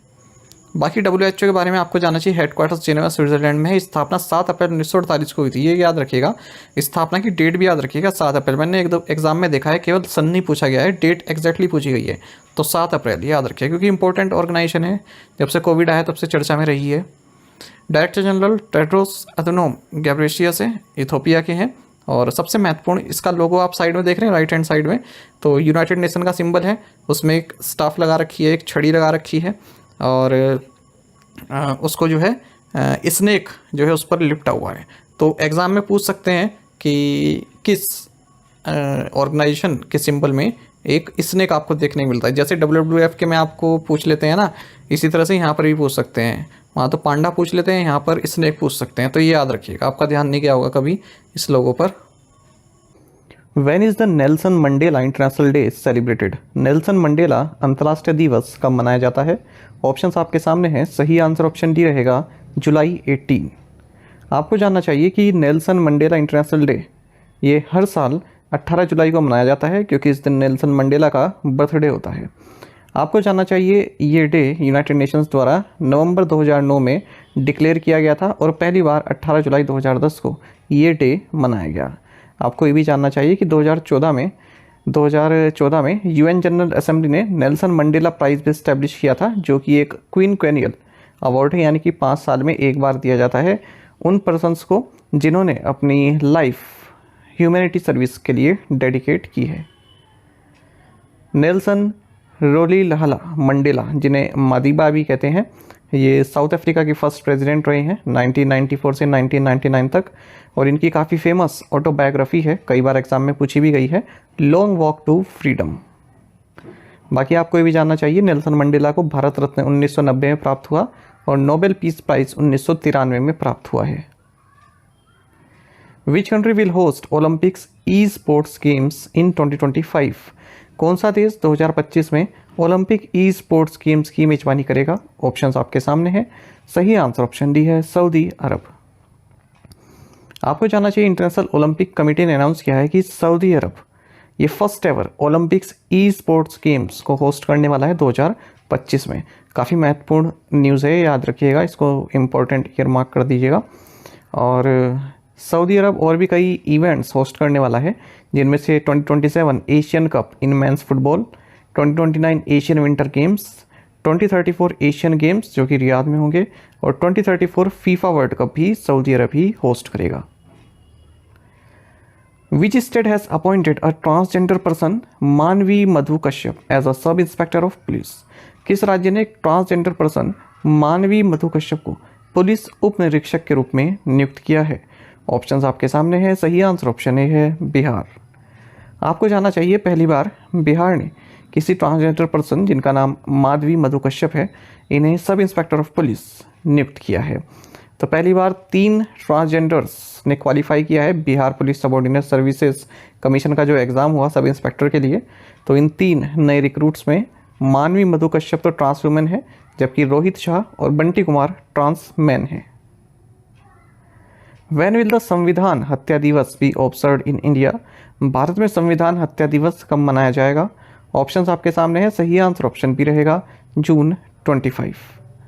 आपको जानना चाहिए बीजेपी की जो सेंट्रल गवर्नमेंट है, इन्होंने डिक्लेयर किया है कि 25 जून को संविधान हत्या दिवस मनाया जाएगा, ताकि लोग भूल ना जाएं कि इमरजेंसी भी लगी थी, बार बार उन्हें याद दिलाया जाएगा। इमरजेंसी आपको बता दें 21 मंथ पीरियड तक लगी रही 1975 से 1970 तक, जब प्राइम मिनिस्टर इंदिरा गांधी ने इमरजेंसी डिक्लेयर की और कहा कि इंटरनल एंड एक्सटर्नल थ्रेट्स है हमारी कंट्री को, और ऑफिशियली इशू की गई थी प्रेसिडेंट फ़खरुद्दीन अली अहमद के द्वारा under article 352 of the constitution, और इंटरनल डिस्टर्बेंस इसका रीज़न बताया गया था। तो एग्जैक्ट डेट अगर हम याद रखें तो 25 जून 1975 से शुरू हुई थी और 21 मार्च 1977 तक चली थी। तो 21 मंथ का ये पीरियड रहा था, ये आप याद रखिएगा, एग्जैक्ट डेट याद रखिएगा इमरजेंसी की। Which country will host the second Asia Pacific Ministerial Conference on Civil Aviation? कौन सा देश नागरिक उड्डयन पर दूसरे एशिया प्रशांत मंत्री स्तरीय सम्मेलन की मेजबानी करेगा? सही आंसर ऑप्शन ए है इंडिया। आपको जानना चाहिए भारत second Asia Pacific ministerial conference on civil aviation को होस्ट करेगा 11-12 सितंबर को, और जो फर्स्ट कॉन्फ्रेंस है इस तरह की ये 2018 फरवरी में बीजिंग चाइना में ऑर्गेनाइज की गई थी। 39 मेंबर स्टेट्स जो कि इंटरनेशनल सिविल एविएशन ऑर्गेनाइजेशन में एशिया पैसिफिक रीजन से आते हैं, वो इसमें पार्टिसिपेट करने वाले हैं। आपको ये भी जानना चाहिए कि Bharat first ever world audio visual and entertainment summit को नवंबर में होस्ट करेगा गोवा में, जब international film festival of India Goa में ऑर्गेनाइज किया जाएगा, तो उसी के साइड वाइज इस इवेंट को भी होस्ट किया जाएगा। Which city hosted the second BIMSTEC foreign ministers retreat? किस शहर ने दूसरे बिम्स्टेक विदेश मंत्रियों के रिट्रीट की मेजबानी की है? ऑप्शंस आपके सामने है। सही आंसर ऑप्शन डी है न्यू दिल्ली। आपको जानना चाहिए second bay of Bengal initiative और multi sectoral technical and economic cooperation यानी कि बिम्स्टेक के फॉरेन मिनिस्टर्स की मीटिंग हाल ही में न्यू दिल्ली में हुई है। भारत के external affairs minister S Jaishankar ने इस बिम्स्टेक इवेंट को होस्ट किया है। आपको जानना चाहिए बिम्स्टेक फॉरेन मिनिस्टर्स रिट्रीट का जो फर्स्ट एडिशन है ये बैंकॉक थाईलैंड में हुआ था लास्ट ईयर जुलाई 2023 में। बिम्स्टेक में 7 south and south east Asian countries आती हैं, जैसे Bharat, Sri Lanka, Bangladesh, Myanmar, Thailand, Nepal and Bhutan. Uttar Pradesh chief minister Yogi Adityanath inaugurated mango festival 2024 in which city? Uttar Pradesh के मुख्यमंत्री योगी आदित्यनाथ ने किस शहर में मैंगो फेस्टिवल 2024 का उद्घाटन किया? ऑप्शंस आपके सामने है। सही आंसर ऑप्शन सी रहेगा लखनऊ। आपको जानना चाहिए कि उत्तर प्रदेश चीफ मिनिस्टर योगी आदित्यनाथ ने अनाउंस किया है लखनऊ में कि state government 40 ton of mangoes Japan and Malaysia को एक्सपोर्ट करने जा रही है, और पहली बार लखनऊ का जब फेमस दशहरी मैंगो है इसे यूनाइटेड स्टेट्स को भी एक्सपोर्ट किया जाएगा। तो ये सब बातें उन्होंने कही उत्तर प्रदेश मैंगो फेस्टिवल 2024 जो कि अवध शिल्पग्राम वाराणसी लखनऊ में आयोजित किया गया। इस दौरान मिस्टर आदित्यनाथ ने मैंगो एग्जीबिशन को इनोग्रेट किया और 120 वैराइटीज ऑफ स्पेशल मैंगोज भी शोकेस की हैं। Which organisation launch the one scientist one product programme? किस ऑर्गेनाइजेशन ने एक वैज्ञानिक एक उत्पाद कार्यक्रम शुरू किया? ऑप्शंस आपके सामने हैं। सही आंसर ऑप्शन डी रहेगा, Indian Council of Agriculture Research. आपको जानना चाहिए Indian Council of Agriculture Research यानी कि ICAR, इसने one scientist one product programme को लॉन्च किया है। इस प्रोग्राम का मकसद है एग्रीकल्चर एंड एनिमल हस्बेंड्री में रिसर्च को बढ़ाना। इसके तहत एग्रीकल्चर प्रोडक्टिविटी को इन्हेंस करने पर ध्यान दिया जाएगा और इंडिविजुअल साइंटिस्ट को एक रिसर्च टारगेट दिया जाएगा जिस पर वो कार्य करेंगे अगले 5 सालों तक।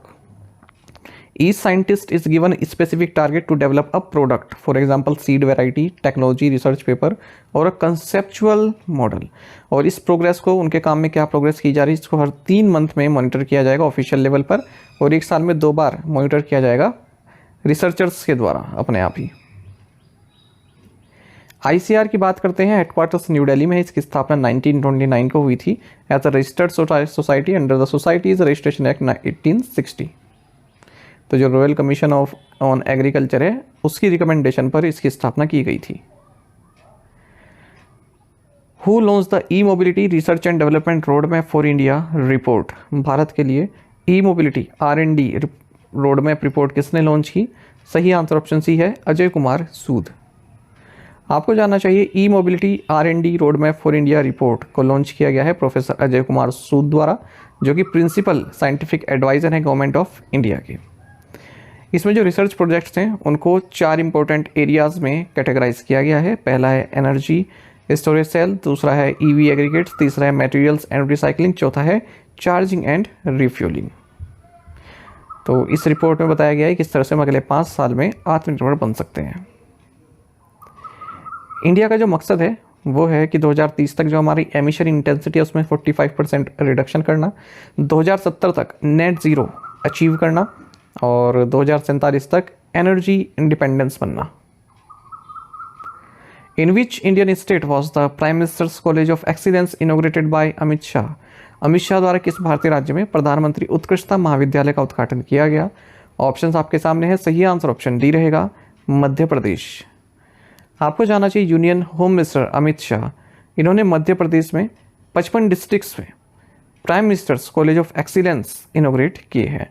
आपको बता दें इन prime minister's college of excellence में जितने भी कोर्सेज हैं वो नई एजुकेशन पॉलिसी के हिसाब से डिलीवर किए जाएंगे और students will get academic benefit. बाकी आप करंट अफेयर्स फंडा ऐप को भी इंस्टॉल कर लीजिए, आप इसमें रिव्यू पढ़ सकते हैं। यहाँ पर कल्पना भार्गव ने लिखा है और मोवा दुर्गा प्रसाद, कपिल चौधरी, आकृति श्रीवास्तव, इनके आप रिव्यू पढ़ सकते हैं। तो ऐप में जो है डे बाय डे हम काफ़ी सुधार कर रहे हैं आपके लिए, उसमें कई सारे क्विज भी हैं, तो एक बार आप ट्राई ज़रूर कीजिएगा, ठीक है, काफ़ी हेल्पफुल आपके लिए रहने वाली है। How many sarus cranes were reported in the latest census in Uttar Pradesh? Uttar Pradesh में नवीनतम जनगणना के अनुसार कितने सार स्क्रीन हैं? ऑप्शंस आपके सामने है। सही आंसर ऑप्शन सी है, 19,918। देखिए हाल ही में Uttar Pradesh state forest department ने सार स्क्रीन की गणना की है और जो इनकी पॉपुलेशन है सारा स्क्रीन्स की उत्तर प्रदेश में ये राइजिंग है, यानी कि बढ़ता हुआ ट्रेंड इसमें देखा जा रहा है। 19,918 सारा स्क्रीन्स उत्तर प्रदेश में है, यानी कि पिछले साल की तुलना में 996 सारा स्क्रीन्स की संख्या में वृद्धि हुई है, ठीक है, 396 बढ़े हैं।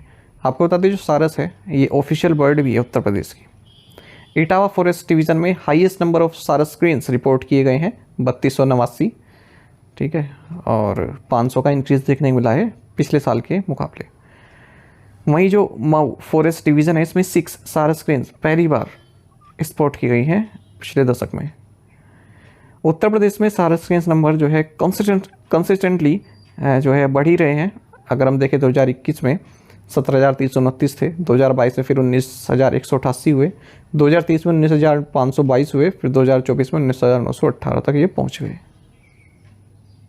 साइंटिफिक नेम सारस क्रेन्स का ग्रुस एंटिगोन है और ये टॉलेस्ट फ्लाइंग बर्ड है पूरे वर्ल्ड में, 152 से 156 सेंटीमीटर टॉल, और विंग्स जब फैलाती है तो 240 सेंटीमीटर के जो है विंग्स स्पैन है इसका। कंजर्वेशन स्टेटस जो है IUCN रेड लिस्ट में इसका वल्नरेबल है। What amount has India released to the United Nations Relief and Works Agency for Palestine refugees in the Near East for the year 2024-25? Bharat ने वर्ष 2024-25 के लिए निकट पूर्व में फिलिस्तीन शरणार्थियों के लिए संयुक्त राष्ट्र राहत और कार्य एजेंसी को कितनी राशि जारी की है? सही आंसर ऑप्शन डी है $2.5 मिलियन।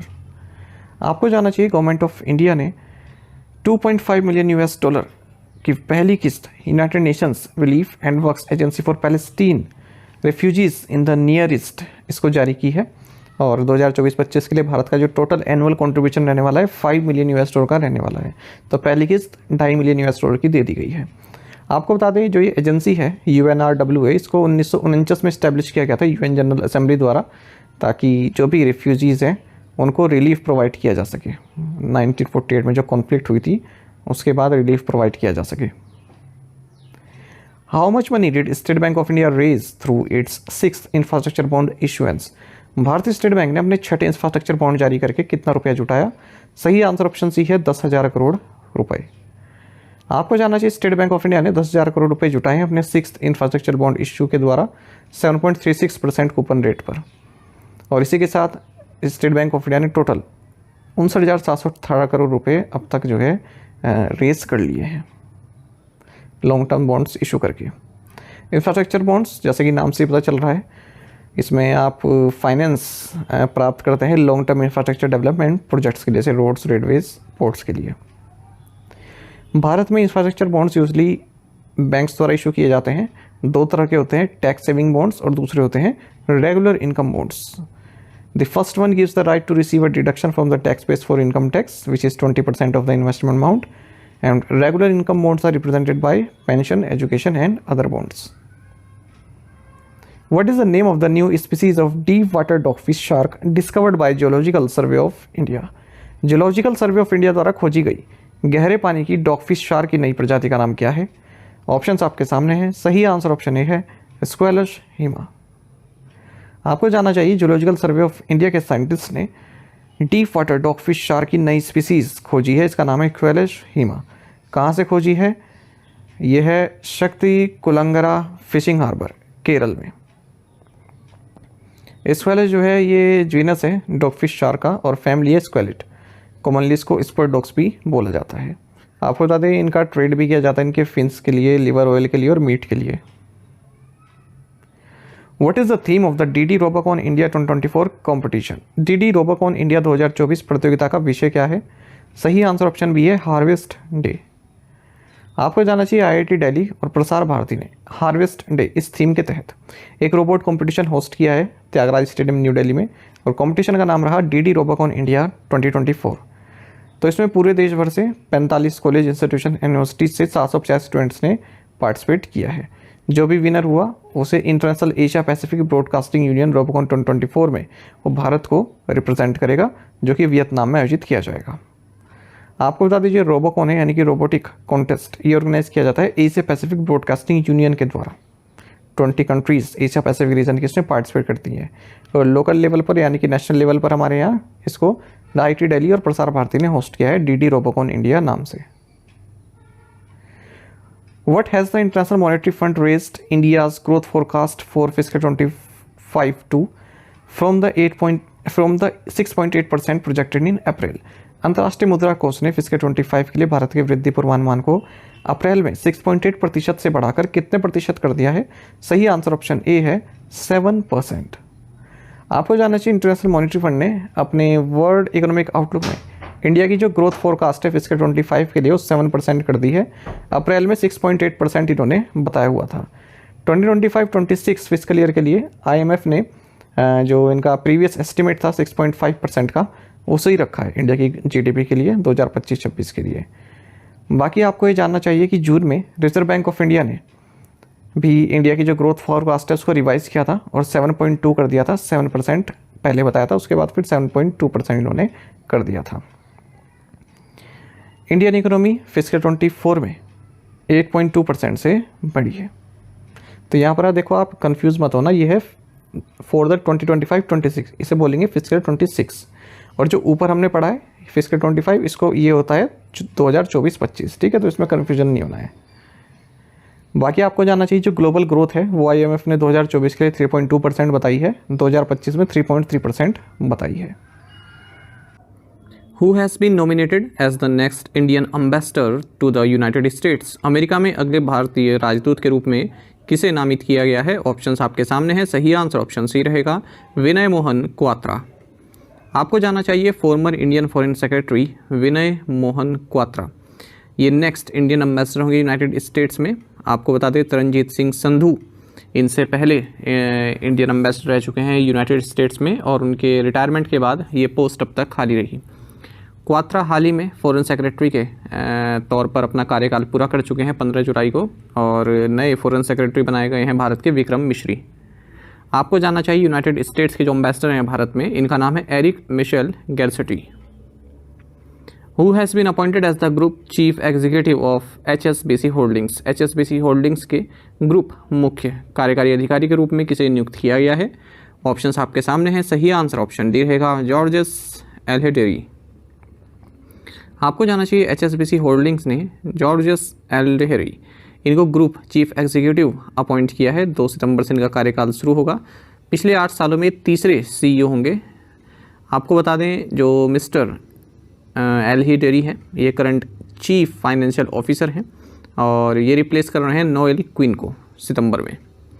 HSBC होल्डिंग्स का नाम आपने सुना ही होगा। ये एक British universal banking financial services group है। हेडक्वार्टर्स इसका लंदन इंग्लैंड में है और ये लार्जेस्ट यूरोप बेस्ड बैंक है अगर हम टोटल एसेट्स के हिसाब से देखें। Who will be feted with the career achievement honour at the 77th edition of the Locarno film festival? Locarno film festival के 77वें संस्करण में करियर अचीवमेंट सम्मान से किसे सम्मानित किया जाएगा? ऑप्शंस आपके सामने हैं। सही आंसर ऑप्शन सी है, शाहरुख खान। आपको जानना चाहिए शाहरुख खान इन्हें कैरियर अचीवमेंट ऑनर दिया जाएगा 77th edition of Locarno film festival में। ये फर्स्ट इंडियन पर्सनैलिटी हैं जिन्हें ये पैडो एला कैरियर एस्कोना लोकार्नो टूरिज्म से सम्मानित किया जाएगा। इनसे पहले Francesco Rossi, American singer actor Harry Belafonte, Malaysian director Tsai Ming Liang को ये अवार्ड प्राप्त हो चुका है। ये अवार्ड इन्हें 10 अगस्त को पियाजा ग्रैंडे लोकार्नो स्विट्जरलैंड में दिया जाएगा। Who has been selected for the Dr. C. Narayana Reddy National Literary Award? Doctor C Narayan Reddy राष्ट्रीय साहित्य पुरस्कार से किसे सम्मानित किया जाएगा? सही आंसर ऑप्शन सी है, शिवशंकरी। नोटेड तमिल राइटर शिवशंकरी जिन्होंने तमिल में काफ़ी लिटरेचर लिखा है, इन्हें doctor C Narayan Reddy national literary award से सम्मानित किया जाएगा और इस अवार्ड के तहत इन्हें 5 लाख रुपए के कैश प्राइज मिलेगा। आपको बता दें इन्हें हाल ही में सरस्वती सम्मान भी दिया गया है। How much additional capital has LIC infused in its Sri Lankan subsidiary LIC Lanka? LIC ने अपनी श्रीलंकाई सहायक कंपनी LIC लंका में कितनी अतिरिक्त पूंजी लगाई है? ऑप्शंस आपके सामने हैं। सही आंसर ऑप्शन डी है, 500 मिलियन लंकन रुपीज़। आपको जानना चाहिए जो life insurance corporation of India है LIC, इसने 500 मिलियन लंकन रुपीज़ या आप 14 करोड़ रुपए कह सकते हैं, ये इसने अपनी श्रीलंकन सब्सिडरी LIC लंका में इन्फ्यूज़ की है। इसी के साथ जो शेयर होल्डिंग है LIC की अपनी श्रीलंकन सब्सिडरी में ये 90.91% से बढ़कर 93.75% हो चुकी है। आपको जानना चाहिए LIC की जो ओवरसीज सब्सिडरी हैं उनमें LIC इंटरनेशनल BSC है जो कि बहरीन, कतर, कुवैत, UAE, ठीक है, इनको ऑपरेट करती है। ओमान इनके एरिया को देखती है। और LIC नेपाल है, LIC श्रीलंका है, LIC बांग्लादेश है और जिसकी होली ओन सब्सिडरी है वो है LIC सिंगापुर। LIC की बात करते हैं तो इसकी स्थापना LIC एक्ट 1956 के सेक्शन 3 के तहत हुई थी और 1 सितंबर 1956 से ये अस्तित्व में आई। Which regional security grouping officially included Bangladesh as its 5th member state? किस क्षेत्रीय सुरक्षा समूह ने आधिकारिक तौर पर बांग्लादेश को अपने 5वें सदस्य राज्य के रूप में शामिल किया? सही आंसर ऑप्शन डी है, कोलंबो सिक्योरिटी कॉन्क्लेव। आपको जानना चाहिए कोलंबो सिक्योरिटी कॉन्क्लेव जो कि एक रीजनल सिक्योरिटी ग्रुपिंग है, इसने बांग्लादेश को अपना 5th मेंबर स्टेट बनाया है और ये अनाउंसमेंट की गई है हाल ही में मॉरिशस द्वारा virtually 8th deputy national security adviser level meeting host की गई, तो उसी दौरान ये घोषणा की गई कि बांग्लादेश 5th मेंबर स्टेट होगा। एग्जिस्टिंग मेंबर्स जो हैं वो इंडिया, श्रीलंका, मॉरिशस और मालदीव्स हैं, जबकि सेशेल्स ये ऑब्जर्वर स्टेट है। कोलंबो सिक्योरिटी कॉन्क्लेव की स्थापना साल 2020 में हुई थी, जब इंडिया, श्रीलंका और मालदीव्स इस बात पर एग्री हुए कि हमें अपनी ट्राइलेटरल मीटिंग को बढ़ाना चाहिए मैरीटाइम कोऑपरेशन के लिए, और फिर मॉरिशस को जो है 5th मीटिंग के दौरान मार्च 2022 में इंक्लूड किया गया। द CSC सेक्रेटेरिएट जो है वो कोलंबो, श्रीलंका में लोकेटेड है।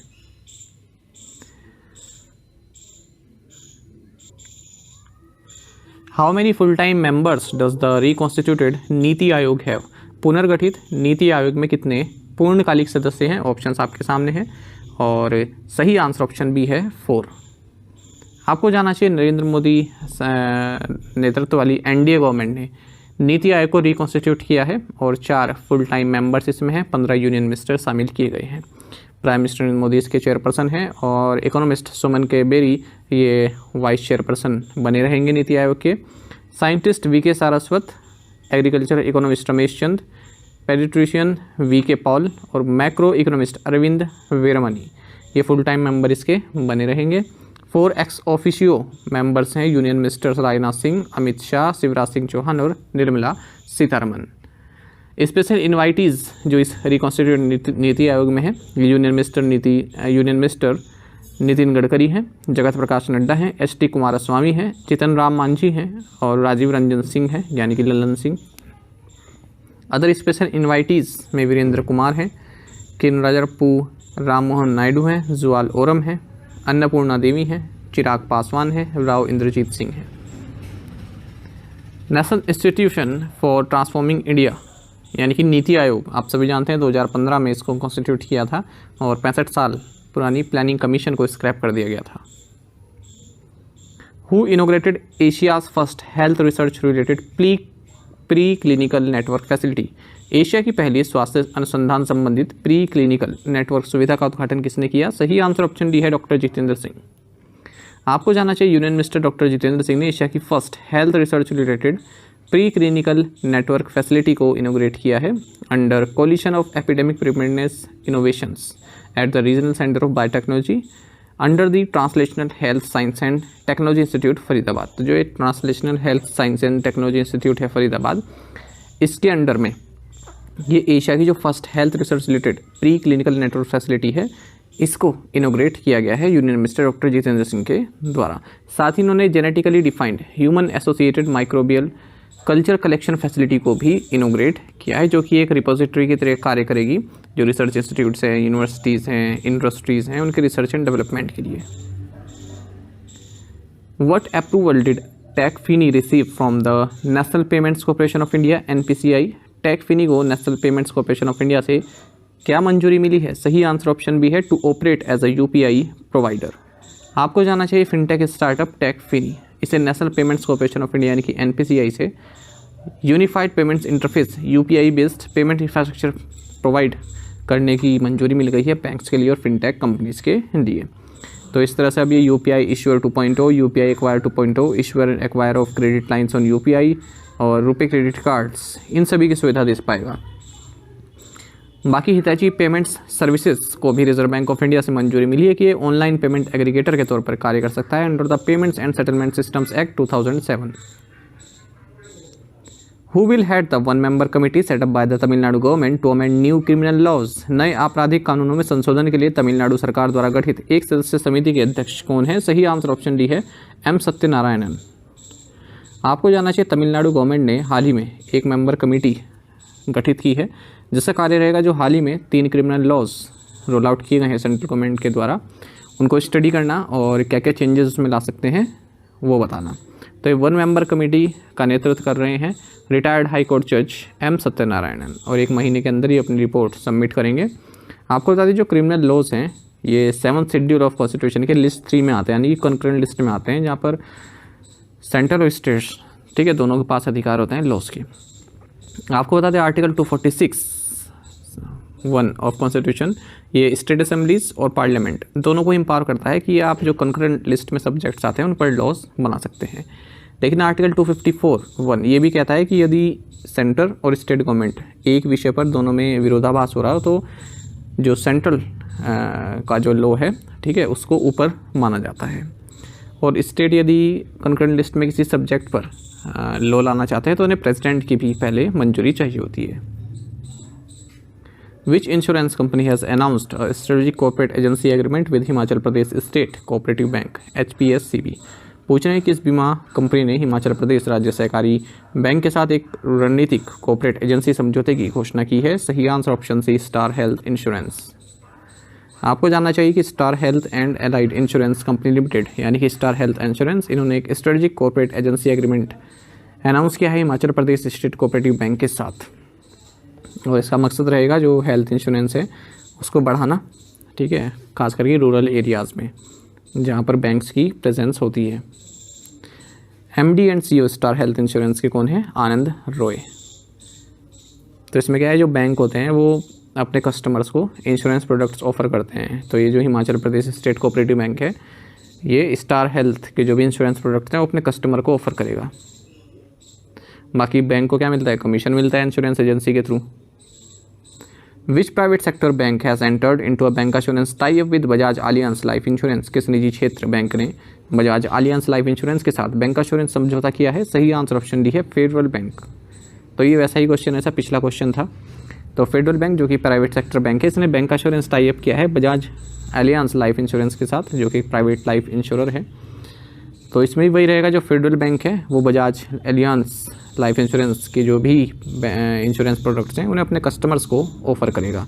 तो ये बैंक इंश्योरेंस पैक्ट कहलाता है। इसकी शुरुआत IRDAI ने 2022 में की थी, ठीक है। बैंक इंश्योरेंस चैनल ओपन किया था इंश्योरर्स के लिए, ताकि जो पेनिट्रेशन है इंश्योरेंस का वो रूरल एरियाज़ में भी पहुंच सके जहां पर बैंकों की जो है पहुंच होती है। और IRDAI का ये उद्देश्य भी है कि 2047 तक इंश्योरेंस फॉर ऑल सुनिश्चित करना। Which European bank has launched operations at GIFT city Gujarat. किस यूरोपियन बैंक ने गिफ्ट सिटी गुजरात में परिचालन शुरू किया है? सही आंसर ऑप्शन भी है BNP पारिबास। देखिए जो BNP पारिबास है ये यूरोपियन यूनियन का ये लीडिंग बैंक है। इसने Gujarat International Finance Tec City International Financial Services Centre यानी कि गिफ्ट सिटी गुजरात में अपना ऑपरेशन शुरू कर दिया है। नई ब्रांचेस ने यहाँ पर ओपन की है। The BNP Paribas GIFT city branch will facilitate a comprehensive product offering to attract new business opportunities with its onshore and offshore clients. बाकी आपको जानना चाहिए जो BNP पारिबास इंडिया है इसके head of territory and CEO Sanjay Singh हैं। Which company has become the largest digital financial services platform in terms of PPI wallet transactions by value for April and May?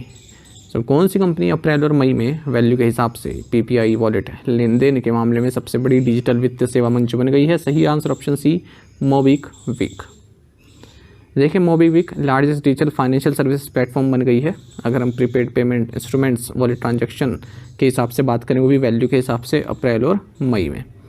तो मार्च 2024 में जो इसका मार्केट शेयर था वो 11% था, बढ़कर 20% हो गया अप्रैल में और 23% मई में रहा। मोबीक्विक की स्थापना 2009 में बिपिन प्रीत सिंह और उपासना ताकू ने की थी। What is the purpose of the digital Bharat Nidhi DBN released by the Department of Telecommunications? दूरसंचार विभाग द्वारा जारी डिजिटल भारत निधि का उद्देश्य क्या है? सही आंसर ऑप्शन डी है to increase telecom connectivity in rural areas. देखिए हाल ही में डिपार्टमेंट ऑफ टेलीकम्युनिकेशंस ने डिजिटल भारत निधि के लिए ड्राफ्ट रूल्स रिलीज़ किए हैं ताकि इस डिजिटल भारत निधि को ऑपरेशनलाइज किया जा सके। और इसका मकसद है रूरल एरियाज़ में टेलीकॉम कनेक्टिविटी को इंक्रीज़ करना। देखिए जो ये डिजिटल भारत निधि है इसको इस्टेब्लिश किया गया है टेलीकम्युनिकेशंस एक्ट 2023 के तहत। ये एक्ट आप सभी जानते हैं पार्लियामेंट द्वारा पास हो चुका है, प्रेसिडेंट का एसेंट इसको मिल चुका है दिसंबर में लास्ट ईयर। सेक्शन 24 to 26 जो इस एक्ट में है, इन्होंने यूनिवर्सल सर्विस ऑब्लिगेशन फंड को डिजिटल भारत निधि के रूप में रीनेम किया है। आपको जानना चाहिए जो ये यूनिवर्सल सर्विस ऑब्लिगेशन फंड है ये एक पूल ऑफ फंड्स है, ठीक है। इसमें क्या है 5% यूनिवर्सल सर्विस लेवाई जो है चार्ज लगाया जाता है टेलीकॉम फंड ऑपरेटर्स पर। और ये जो मनी होती है इसको यूज़ किया जाता है टेलीकॉम नेटवर्क्स एक्सपेंशन में जो रिमोट एंड रूरल एरियाज़ हैं जहाँ पर प्राइवेट कंपनीज रजिस्ट करती हैं सर्विस देने में, क्योंकि वहाँ पर इतना उनका रेवेन्यू जनरेट नहीं होता है, तो इस तरह के एरियाज़ में टेलीकॉम नेटवर्क दिया जाता है इस फंड से। तो जो टेलीकॉम कंपनीज द्वारा एक कॉन्ट्रीब्यूशन है डिजिटल भारत निधि में, ये सबसे पहले कंसोलिडेटेड फंड ऑफ इंडिया में क्रेडिट किया जाएगा। जितना भी रेवेन्यू आता है गवर्नमेंट ऑफ इंडिया जो रिसीव करती है, चाहे वो लोन रेस्ड हो या फिर all money received in repayment of loans, ये कंसोलिडेटेड फंड ऑफ इंडिया में क्रेडिट किया जाता है। फिर यहीं से सरकार जो है अपना एक्सपेंडिचर करती है। Centre will deposit the collected funds to the digital Bharat Nidhi from time to time.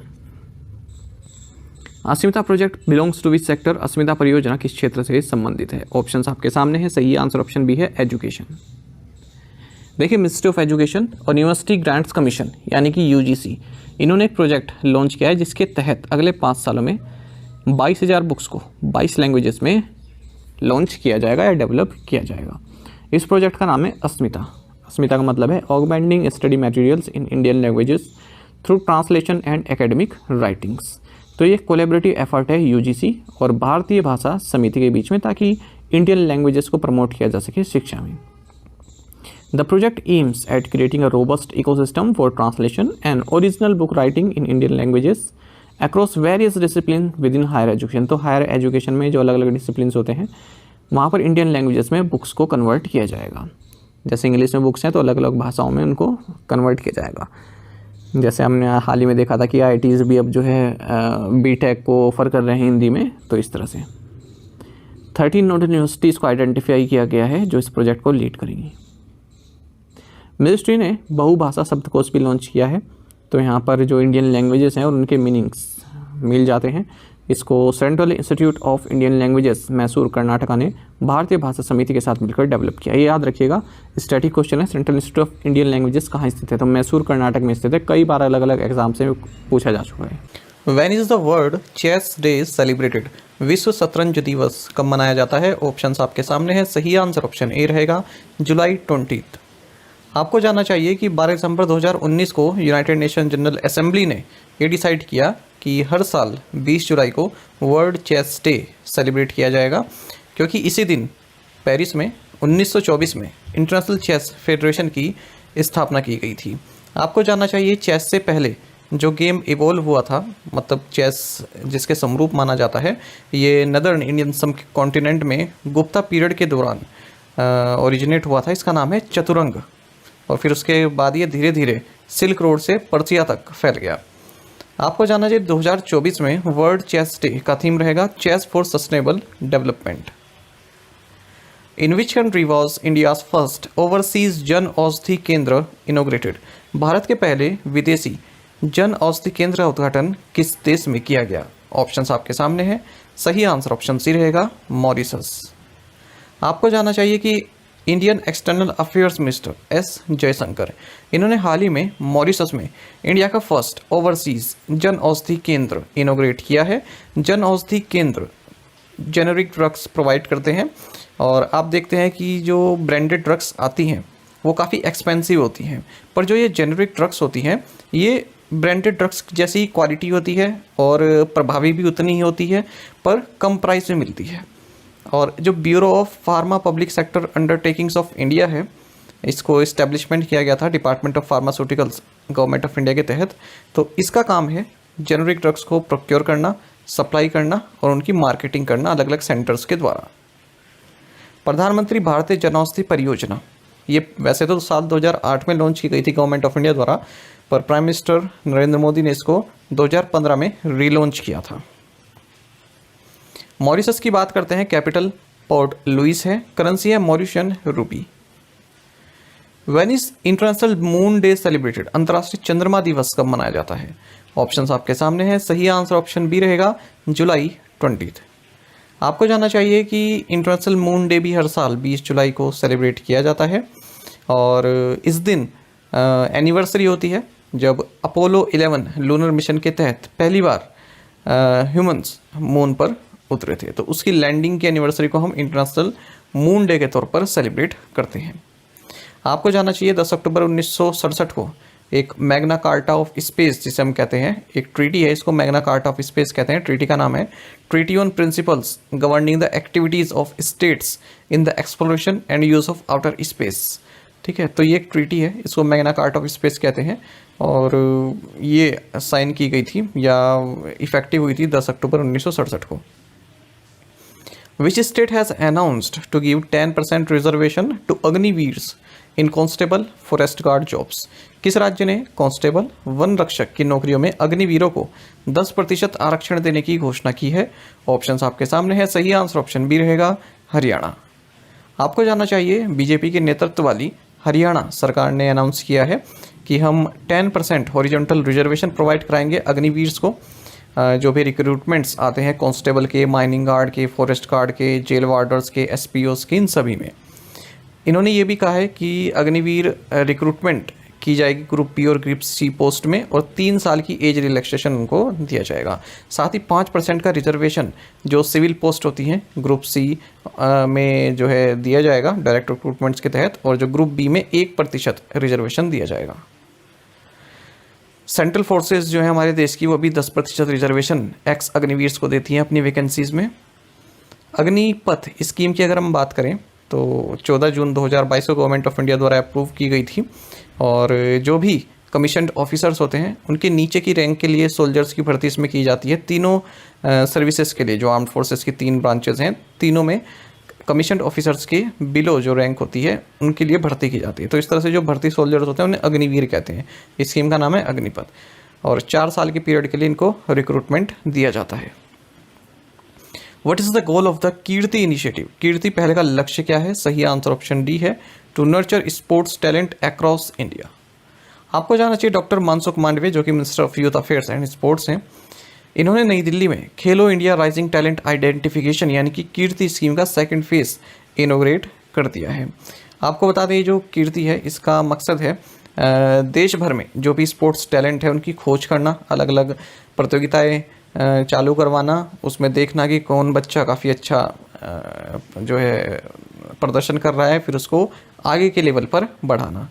तो 2024-25 में टारगेट रहेगा 20 लाख असेसमेंट्स का, 20 लाख बच्चों को परखने का, और ये सेकंड फेज़ है। इससे पहले फर्स्ट फेज़ चंडीगढ़ में हुआ था इसी साल 12 मार्च को। तो याद रखिएगा कीर्ति इनिशिएटिव स्पोर्ट्स से संबंधित है। इन विच स्टेट वॉज द लड़का भाऊ योजना लॉन्च? लड़का भाऊ योजना किस राज्य में शुरू की गई?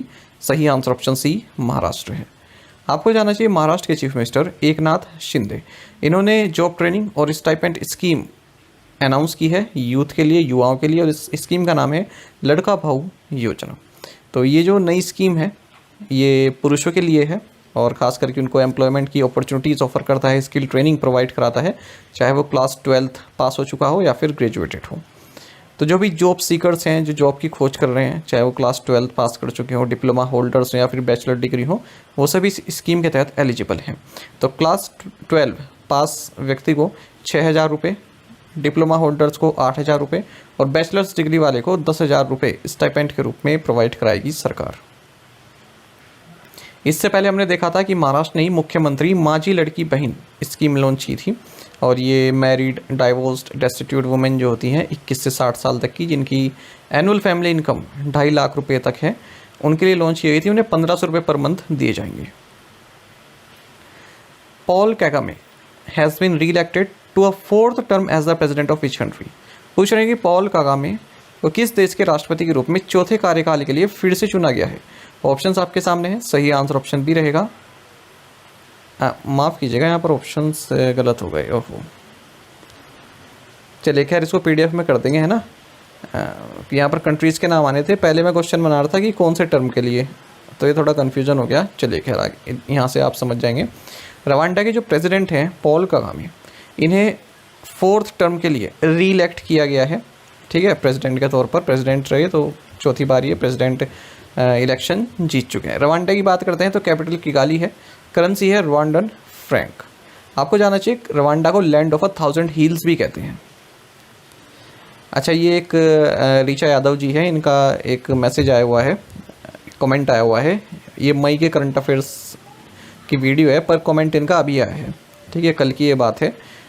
तो इनका सिलेक्शन हुआ है आरआरबी क्लर्क में, आईबीपीएस क्लर्क में और एसबीआई जे में।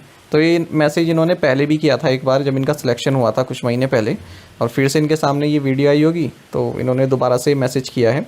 तो जब एक व्यक्ति सिलेक्शन ले लेता है तो उसके बाद जहाँ से उसने पढ़ा है उससे अटैच हो जाता है और किस तरह से जो है इस तरह के मैसेज एक एस्पिरेंट करता है, तो हमारे लिए भी बहुत खुशी की बात होती है। और जो आप लोग हमारे साथ जुड़े हो, आपके लिए भी एक कॉन्फिडेंस बूस्टर का एक कार्य करता है। ठीक है, तो ये 3 एग्ज़ाम इन्होंने निकाले, हमारे साथ जुड़ी हुई हैं ये, और अभी भी हमारी वीडियोस वगैरह देखती हैं। ठीक है, तो ये मई की करंट अफेयर वीडियो इनके सामने आई होगी, तो इन्होंने कमेंट ये अभी किया है। हमारी ओर से बहुत बहुत बेस्ट विशेज़ इन्हें। Who launch the one India one ticket initiative? One India one ticket पहल किसने शुरू की? सही आंसर ऑप्शन डी है, ऑल ऑफ द अबव, यानी कि CRIS, DMRC, IRCTC। आपको जाना चाहिए Indian railway catering and tourism corporation यानी कि IRCTC ने Delhi metro rail corporation DMRC और centre for railway information system CRIS के साथ मिलकर one India one ticket initiative launch किया है, ताकि जो मेन लाइन रेलवे है और मेट्रो पैसेंजर्स हैं, ठीक है, जो दिल्ली नेशनल कैपिटल रीजन के एरिया में रहते हैं, उनका ट्रैवल एक्सपीरियंस अच्छा हो सके। तो इस इनिशिएटिव के तहत जो भी पैसेंजर्स हैं जो Delhi metro QR code based tickets book करते हैं, वो IRCTC की वेबसाइट या मोबाइल ऐप से भी अपना टिकट बुक कर सकते हैं। Which Indian NBFC has been selected for the FATF's mutual evaluation report 2023-24? FATF की पारस्परिक मूल्यांकन रिपोर्ट 2023-24 के लिए किस भारतीय NBFC को चुना गया है? ऑप्शंस आपके सामने है। सही आंसर ऑप्शन सी है, मुथूट फाइनेंस। देखिए, मुथूट फाइनेंस इकलौती ऐसी NBFC है, नॉन बैंकिंग फाइनेंशियल कंपनी है, जिसे फाइनेंशियल एक्शन टास्क फोर्स की म्यूचुअल इवैल्यूएशन रिपोर्ट 2023-24 के लिए चुना गया है। आपको बता दें, जो FATF है एक ग्लोबल एजेंसी है जिसकी स्थापना 1989 में हुई थी, और ये एक पॉलिसी मेकिंग बॉडी है। तो जो एक पॉलिसी मेकिंग बॉडी है जो भी देश की अलग अलग देशों को ब्लैक लिस्ट, ग्रे लिस्ट में ये लगती है, उनके स्कोर के हिसाब से किस तरह से वो मनी लॉन्ड्रिंग, टेररिज्म फाइनेंसिंग के अगेंस्ट किस तरह से उनकी पॉलिसीज़ हैं कंट्रीज़ की, किस तरह से कार्य करती हैं, ये बताती है। इसका सेक्रेटरीट कहाँ है? पेरिस में, जहाँ पर OECD का सेक्रेटरी है ना, उसी को यूज़ करते हैं अपने सेक्रेटरीट के तरह, हालांकि दोनों ऑर्गेनाइजेशन ये अलग हैं। तो लिखा भी है, the objective of the FATF are to set standards and promote effective implementation of legal, regulatory and operational measures for combating money laundering, terrorist financing and other related threat to the integrity of the international financial system. How much monetary penalty has the RBI imposed on Sri Hariheshwara Urban Cooperative Bank Limited? RBI ने श्री हरिहरेश्वर शहरी सहकारी bank limited पर कितना मौद्रिक जुर्माना लगाया? सही answer option C है, 50,000 रुपये। आपको जाना चाहिए, रिजर्व बैंक ऑफ इंडिया ने 50,000 रुपये की मॉनेटरी पेनल्टी लगाई है Shri Harihareshwar urban cooperative bank limited Harihar Karnataka पर, क्योंकि इन्होंने जो RBI के डायरेक्शंस हैं, exposure norms and statutory other restriction UCB से संबंधित, उनका अनुपालन नहीं किया है। RBI ने 2.5 लाख रुपए की मॉनेटरी पेनल्टी लगाई है Chandrapur district central cooperative bank limited Chandrapur Maharashtra पर, और RBI ने 50,000 रुपये की मॉनेटरी पेनल्टी लगाई है district cooperative central bank limited Vizianagaram Andhra Pradesh पर। इन्होंने नाबार्ड के जो डायरेक्शंस हैं फ्रॉड से संबंधित, उनका अनुपालन नहीं किया है। RBI ने 1 लाख रुपए की मॉनेटरी पेनल्टी लगाई है Vaishali district central cooperative bank limited Bihar पर, क्योंकि इन्होंने नोयर कस्टमर नॉर्म्स जो हैं RBI के, उनके साथ कॉम्प्लायंस नहीं किया है। Where was the international sand sculpture championship won by Orissa Sudarshan Pattnaik held? Orissa के सुदर्शन पटनायक द्वारा जीती गई अंतर्राष्ट्रीय रेत मूर्तिकला चैंपियनशिप कहाँ आयोजित हुई? सही आंसर ऑप्शन डी है, सेंट पीटर्सबर्ग, रशिया। आपको जानना चाहिए कि उड़ीसा के जो चीफ मिनिस्टर हैं मोहन चरण मांझी, इन्होंने सैंड आर्टिस्ट सुदर्शन पटनायक को सम्मानित किया है, क्योंकि इन्होंने हाल ही में सेंट पीटर्सबर्ग रशिया में आयोजित इंटरनेशनल सैंड स्कल्पचर चैंपियनशिप में गोल्ड मेडल जीता है, यानी कि गोल्डन सैंड मास्टर अवार्ड इन्होंने जीता है। आपको जानना चाहिए, इस कंपटीशन में मिस्टर सुदर्शन पटनायक ने महाप्रभु जगन्नाथ और इनके ग्रेट डिवोटी बलराम दास की सैंड स्कल्पचर बनाई थी। आपको बता दें, मिस्टर पटनायक को पद्मश्री अवार्ड भी प्राप्त हो चुका है भारत गवर्नमेंट से, जो कि 4th हाईएस्ट सिविलियन अवार्ड है। Who has Paytm Payments Bank appointed as the new managing director and chief executive officer? Paytm Payments Bank ने किसे नया प्रबंध निदेशक और मुख्य कार्यकारी अधिकारी नियुक्त किया है? सही आंसर ऑप्शन भी रहेगा, अरुण कुमार बंसल।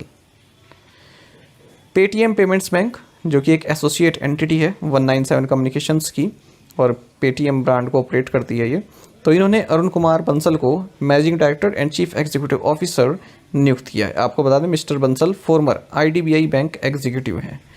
तो जो ये पेटीएम पेमेंट बैंक है, इसके जो फॉर्मर एमडी एंड सी हैं सुरेंद्र चावला, इन्होंने जो है रिज़ाइन कर दिया था कुछ टाइम पहले अप्रैल में। Which company has signed a pact with Punjab National Bank to provide loans to the employees at concessional rates? किस कंपनी ने कर्मचारियों को रियायती दरों पर ऋण प्रदान करने के लिए पंजाब नेशनल बैंक के साथ एक समझौते पर हस्ताक्षर किए? सही आंसर ऑप्शन बी है सेल। आपको जानना चाहिए कि पंजाब नेशनल बैंक ने एक पैक्ट साइन किया है Steel Authority of India SAIL के साथ, ताकि जो सेल के एम्प्लॉयज़ हैं उनको home loan, car loan, education loan concessional rates पर प्रोवाइड किए जा सके। The strategic partnership aims to enhance the financial well-being of Steel Authority of India Limited employees while expanding PNB's customer base within the steel sector। तो PNB का customer base बढ़ जाएगा और cell के कर्मचारियों को कंसेशनल रेट्स पर loan मिल जाएगा। PNB के MD and CEO Atul Kumar Goyal हैं, वहीं सेल के चेयरमैन हैं अमरेंदु प्रकाश। Which bank has introduced an online loan facility against mutual fund units through its internet banking? किस बैंक ने अपने इंटरनेट बैंकिंग के माध्यम से म्यूचुअल फंड इकाइयों के सापेक्ष ऑनलाइन ऋण सुविधा शुरू की? सही आंसर ऑप्शन ए है SBI। आपको जानना चाहिए स्टेट बैंक ऑफ इंडिया ने एक online loan facility against mutual fund units introduce की है और ये सेवा इंटरनेट बैंकिंग और योनो ऐप के जरिए दी जाएगी। तो इस तरह से SBI first public sector bank हो गया है जो end to end digital loan on mutual fund scheme provide कराएगा। तो इसमें क्या है, म्यूचुअल फंड यदि किसी व्यक्ति के पास है तो वो उन्हें कोलेटरल रख सकता है, गिरवी रख सकता है और उसके बदले लोन ले सकता है। मान लीजिए किसी के पास 2 लाख रुपए तक के म्यूचुअल फंड्स हैं, 1 लाख रुपए का लोन चाहिए तो वो योनो ऐप ओपन करेगा, वहाँ पर अप्लाई करेगा, अपने म्यूचुअल फंड की डिटेल डालेगा और लोन सिक्योर कर सकता है। 100% पेपरलेस प्रोसेस है ये। The new loan facilities available for mutual fund scheme of all the asset management companies registered with CMS। Ratings by Brickwork Ratings India Private Limited can be used by banks for loans up to what amount? Brickwork Rating India Private Limited की rating का उपयोग bank कितनी राशि तक के ऋण के लिए कर सकते हैं? सही आंसर ऑप्शन सी है 250 करोड़ रुपीस। आपको जानना चाहिए रिजर्व बैंक ऑफ इंडिया ने बैंक्स को परमिट कर दिया है कि वो brickwork Ratings India private limited की जो रेटिंग्स हैं उनको यूज़ कर सकते हैं 250 करोड़ रुपये तक का लोन देने के लिए। ठीक है, किसी कंपनी की रेटिंग जाननी है अगर बैंक्स को लोन देने से पहले तो brickwork Ratings India private limited की जो रेटिंग्स है उस कंपनी के लिए उसे एक बेस बना सकते हैं। ठीक है, अगर 250 करोड़ रुपए तक का लोन देना है तो RBI ने अक्टूबर 2022 में बैंक्स और जो भी अदर रेगुलेटरी एंटिटीज़ हैं उनको मना कर दिया था कि आपको ब्रिकवर्क रेटिंग्स इंडिया की जो फ्रेश रेटिंग्स हैं उनको ऑब्टेन नहीं करना है। और जो सर्टिफिकेट ऑफ रजिस्ट्रेशन है ब्रिकवर्क रेटिंग्स इंडिया का as a credit rating agency, ये भी कैंसिल कर दिया गया था सेबी द्वारा अक्टूबर 2022 में। With which bank has NPCI International Payments signed an agreement to launch QR code based UPI payments? NPCI International Payments ने किस बैंक के साथ QR कोड आधारित UPI भुगतान शुरू करने के लिए समझौता किया है? सही आंसर ऑप्शन बी है कतर नेशनल बैंक। आपको जानना चाहिए NPCI International Payments जो कि एक इंटरनेशनल आर्म है NPCI की, इसने एग्रीमेंट साइन किया है कतर नेशनल बैंक के साथ ताकि QR code based UPI payments launch की जा सके वेस्ट एशियन कंट्री में, इस वेस्ट एशियन कंट्री में कतर में। This partnership will power UPI payment acceptance in Qatar through the QNB merchant network enabling Indian travellers to transact on the payments service. Bharat में National payments corporation of India NPCI आप सभी जानते हैं UPI ecosystem को run करता है और जिसकी सब्सिडरी है या फिर इंटरनेशनल आर्म है NIPL। ठीक है, ये भारत के बाहर रुपए और UPI को डिप्लॉय करने के लिए रिस्पॉन्सिबल है। Which states natural farming model won Gulbenkian prize 2024? किस राज्य के प्राकृतिक खेती मॉडल ने गुलबेंकियन पुरस्कार 2024 जीता है? सही आंसर ऑप्शन डी है आंध्र प्रदेश। आपको जानना चाहिए Andhra Pradesh community managed natural farming APCNF जो कि स्टेट गवर्नमेंट का एक इनिशिएटिव है जिसे रायतू साधिकारा संस्था के थ्रू लॉन्च किया गया था 7 साल पहले। इसे 2024 गुलबेंकियन प्राइज फॉर ह्यूमैनिटी दिया गया है। यह अवार्ड पोर्चुगल बेस्ड कैलोस्टे गुलबेंकियन फाउंडेशन द्वारा दिया जाता है किसी भी इंडिविजुअल को या फिर ऑर्गेनाइजेशन को जिसने global food security, climate resilience और इकोसिस्टम प्रोटेक्शन के लिए कार्य किया है। इसमें 1 मिलियन यूरो प्राइज मनी दी जाती है और APCNF के अलावा सोयल साइंटिस्ट रतन लाल और SEKEM जो कि इजिप्ट बेस्ड एक NGO है, इनको भी ये अवार्ड दिया गया है। आपको बता दें, जो ये Andhra Pradesh community managed natural farming है, इसको 2016 में लॉन्च किया गया था गवर्नमेंट ऑफ आंध्र प्रदेश के द्वारा, ताकि फार्मर्स की जो समस्या है, ठीक है, उसको सस्टेनेबल सोल्यूशन प्रोवाइड की जा सके। What type of company has the Reserve Bank of India approved Jio Financial Services to be converted into? भारतीय रिजर्व बैंक ने जियो फाइनेंशियल सर्विसेज को किस प्रकार की कंपनी बदलने को मंजूरी दे दी है? सही आंसर ऑप्शन डी है, कोर इन्वेस्टमेंट कंपनी। आपको जानना चाहिए रिजर्व बैंक ऑफ इंडिया ने जियो फाइनेंशियल सर्विसेज को मंजूरी दे दी है कि आप नॉन बैंकिंग फाइनेंशियल कंपनी से कोर इन्वेस्टमेंट कंपनी में कन्वर्ट हो सकते हैं। आपको बता दें, Jio financial services Reliance industries limited से डीमर्ज्ड एंटिटी है, ठीक है, मतलब उससे अलग हुई है। एक तो मर्ज होता है जब दो कंपनीज मर्ज हो जाती है, डीमर्ज्ड एंटिटी है, रिलायंस इंडस्ट्रीज लिमिटेड से डीमर्ज हुई है। नवंबर 2023 में जियो फाइनेंस सर्विसेज ने एप्लीकेशन डाली थी RBI में कि हमें हमारा जो स्टेटस है वो NBFC से बदलकर आप कोर इन्वेस्टमेंट कंपनी कर दीजिए। विच of the following will set up a section 8 company for मेडिएशन and arbitration activities? निम्नलिखित में से कौन मेडिएशन और आर्बिट्रेशन गतिविधियों के लिए धारा 8 कंपनी स्थापित करेगा? सही आंसर ऑप्शन सी है, ICAI। आपको जानना चाहिए, चार्टर्ड अकाउंटेंट्स की जो अपेक्स बॉडी है ICAI, ये सेक्शन 8 कंपनी इस्टेब्लिश करेगी मेडिएशन और आर्बिट्रेशन एक्टिविटीज़ के लिए। ऐसा इसके प्रेसिडेंट रंजीत कुमार अग्रवाल ने अनाउंस किया है रिजोल्व 2024 समिट के दौरान, जो कि नई दिल्ली में हुई है। सेक्शन 8 कंपनी क्या होती है ना, एक नॉन प्रॉफिट ऑर्गेनाइजेशन होती है जिसका मकसद होता है commerce, art, science, sports, education, research, social welfare, religion, charity, protection of environment और ऐसे कोई प्रोजेक्ट को प्रमोट करना।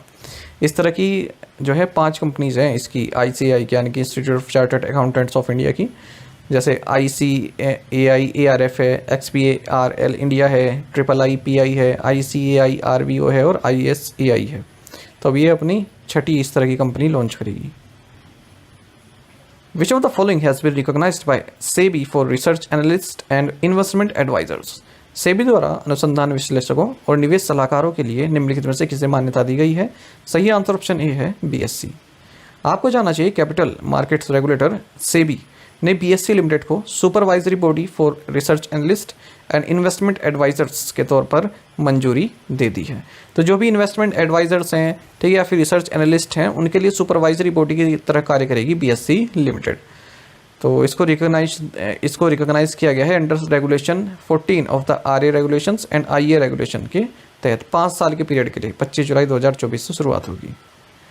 BSE लिमिटेड की बात करते हैं, बॉम्बे स्टॉक एक्सचेंज इसका नाम है। ये एक इंडियन स्टॉक एक्सचेंज है जो कि दलाल स्ट्रीट यानी कि वॉल स्ट्रीट ऑफ मुंबई में स्थित है। 1875 में प्रेमचंद रॉयचंद द्वारा इसकी स्थापना की गई थी। ये एशिया का ओल्डेस्ट स्टॉक एक्सचेंज है और 10th ओल्डेस्ट है पूरे वर्ल्ड में।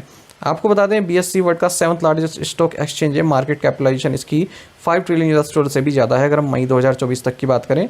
सुंदर रमन रामामूर्ति इसके MD एंड CEO हैं और BSE के चेयरमैन प्रमोद अग्रवाल हैं। Where was the 10th BRICS parliamentary forum meeting held? 10वीं ब्रिक्स संसदीय मंच की बैठक कहाँ आयोजित की गई? सही आंसर ऑप्शन डी है, सेंट पीटर्सबर्ग, रशिया।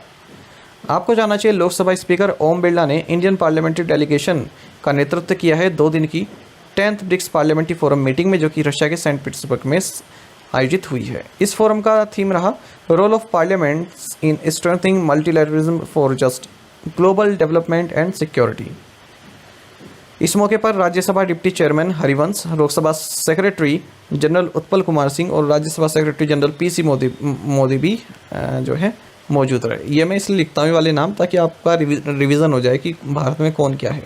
साथ ही यदि आप करंट अफेयर्स फंडा के daily current affairs PDF, weekly PDF, monthly PDF और हर महीने के banking and economic awareness PDF चाहते हैं तो करंट अफेयर्स फंडा का 1 ईयर मेंबरशिप प्लान आप ज्वाइन कर सकते हैं, जिसका लिंक आपको वीडियो के डिस्क्रिप्शन में या फिर फर्स्ट कमेंट में मिल जाएगा। आपको बता दें, इस 1 ईयर मेंबरशिप प्लान के लिए जितना भी हमारा PDF कंटेंट है वो हम आपको 1 साल तक के लिए प्रोवाइड करते हैं, जिसे आप डाउनलोड कर सकते हैं, प्रिंट आउट भी निकलवा सकते हैं। इसके लिए चाहे तो आप करंट अफेयर्स फंडा ऐप को यूज़ कर सकते हैं या फिर अपने लैपटॉप या सिस्टम की मदद से वेब लॉगिंग भी कर सकते हैं। कोई भी आपका एग्जाम हो, बैंकिंग, SSC, रेलवे या फिर स्टेट PCS, जहाँ पर भी जनरल अवेयरनेस या करंट अफेयर्स पूछे जाते हैं, सभी एग्जाम्स के लिए हमारा PDF कंटेंट काफ़ी यूज़फुल है। और इसमें आपको हम कैटेगरी वाइज क्विज भी प्रोवाइड कराते हैं। तो एक बार अगर आपने हमारे करंट अफेयर्स पढ़ लिए, उनके बाद इन क्विज को अटेम्प्ट किया, तो यकीन मानिए आपका करंट अफेयर्स सेक्शन काफ़ी स्ट्रॉन्ग हो जाएगा और आप काफ़ी अच्छा स्कोर कर पाएंगे अपने आने वाले एग्जाम्स में। तो लिंक वीडियो के डिस्क्रिप्शन में या फिर फर्स्ट कमेंट में आपको मिल जाएगा। कोई भी अगर आपका डाउट है तो प्लीज़ आप कमेंट बॉक्स में लिखिएगा। साथ ही करंट अफेयर्स फंडा को आप टेलीग्राम पर भी ज्वाइन कर सकते हैं। यहाँ पर रेगुलर वीडियो अपडेट्स और करंट क्विज हम आपके के लिए डालते रहते हैं। साथ ही डिस्कशन ग्रुप में आप किसी भी क्वेश्चन का सोल्यूशन पा सकते हैं। दोस्तों, यहाँ पर हमारे करंट अफेयर्स की प्लेलिस्ट दी गई है, इसको आप जरूर देखें। अपने दोस्तों के साथ, फेलो एस्पिरेंट साथ हमारे करंट अफेयर्स को शेयर जरूर करें। आज का ये सेशन आपको कैसा लगा आप कमेंट बॉक्स में अवश्य बताइएगा। Thank you guys.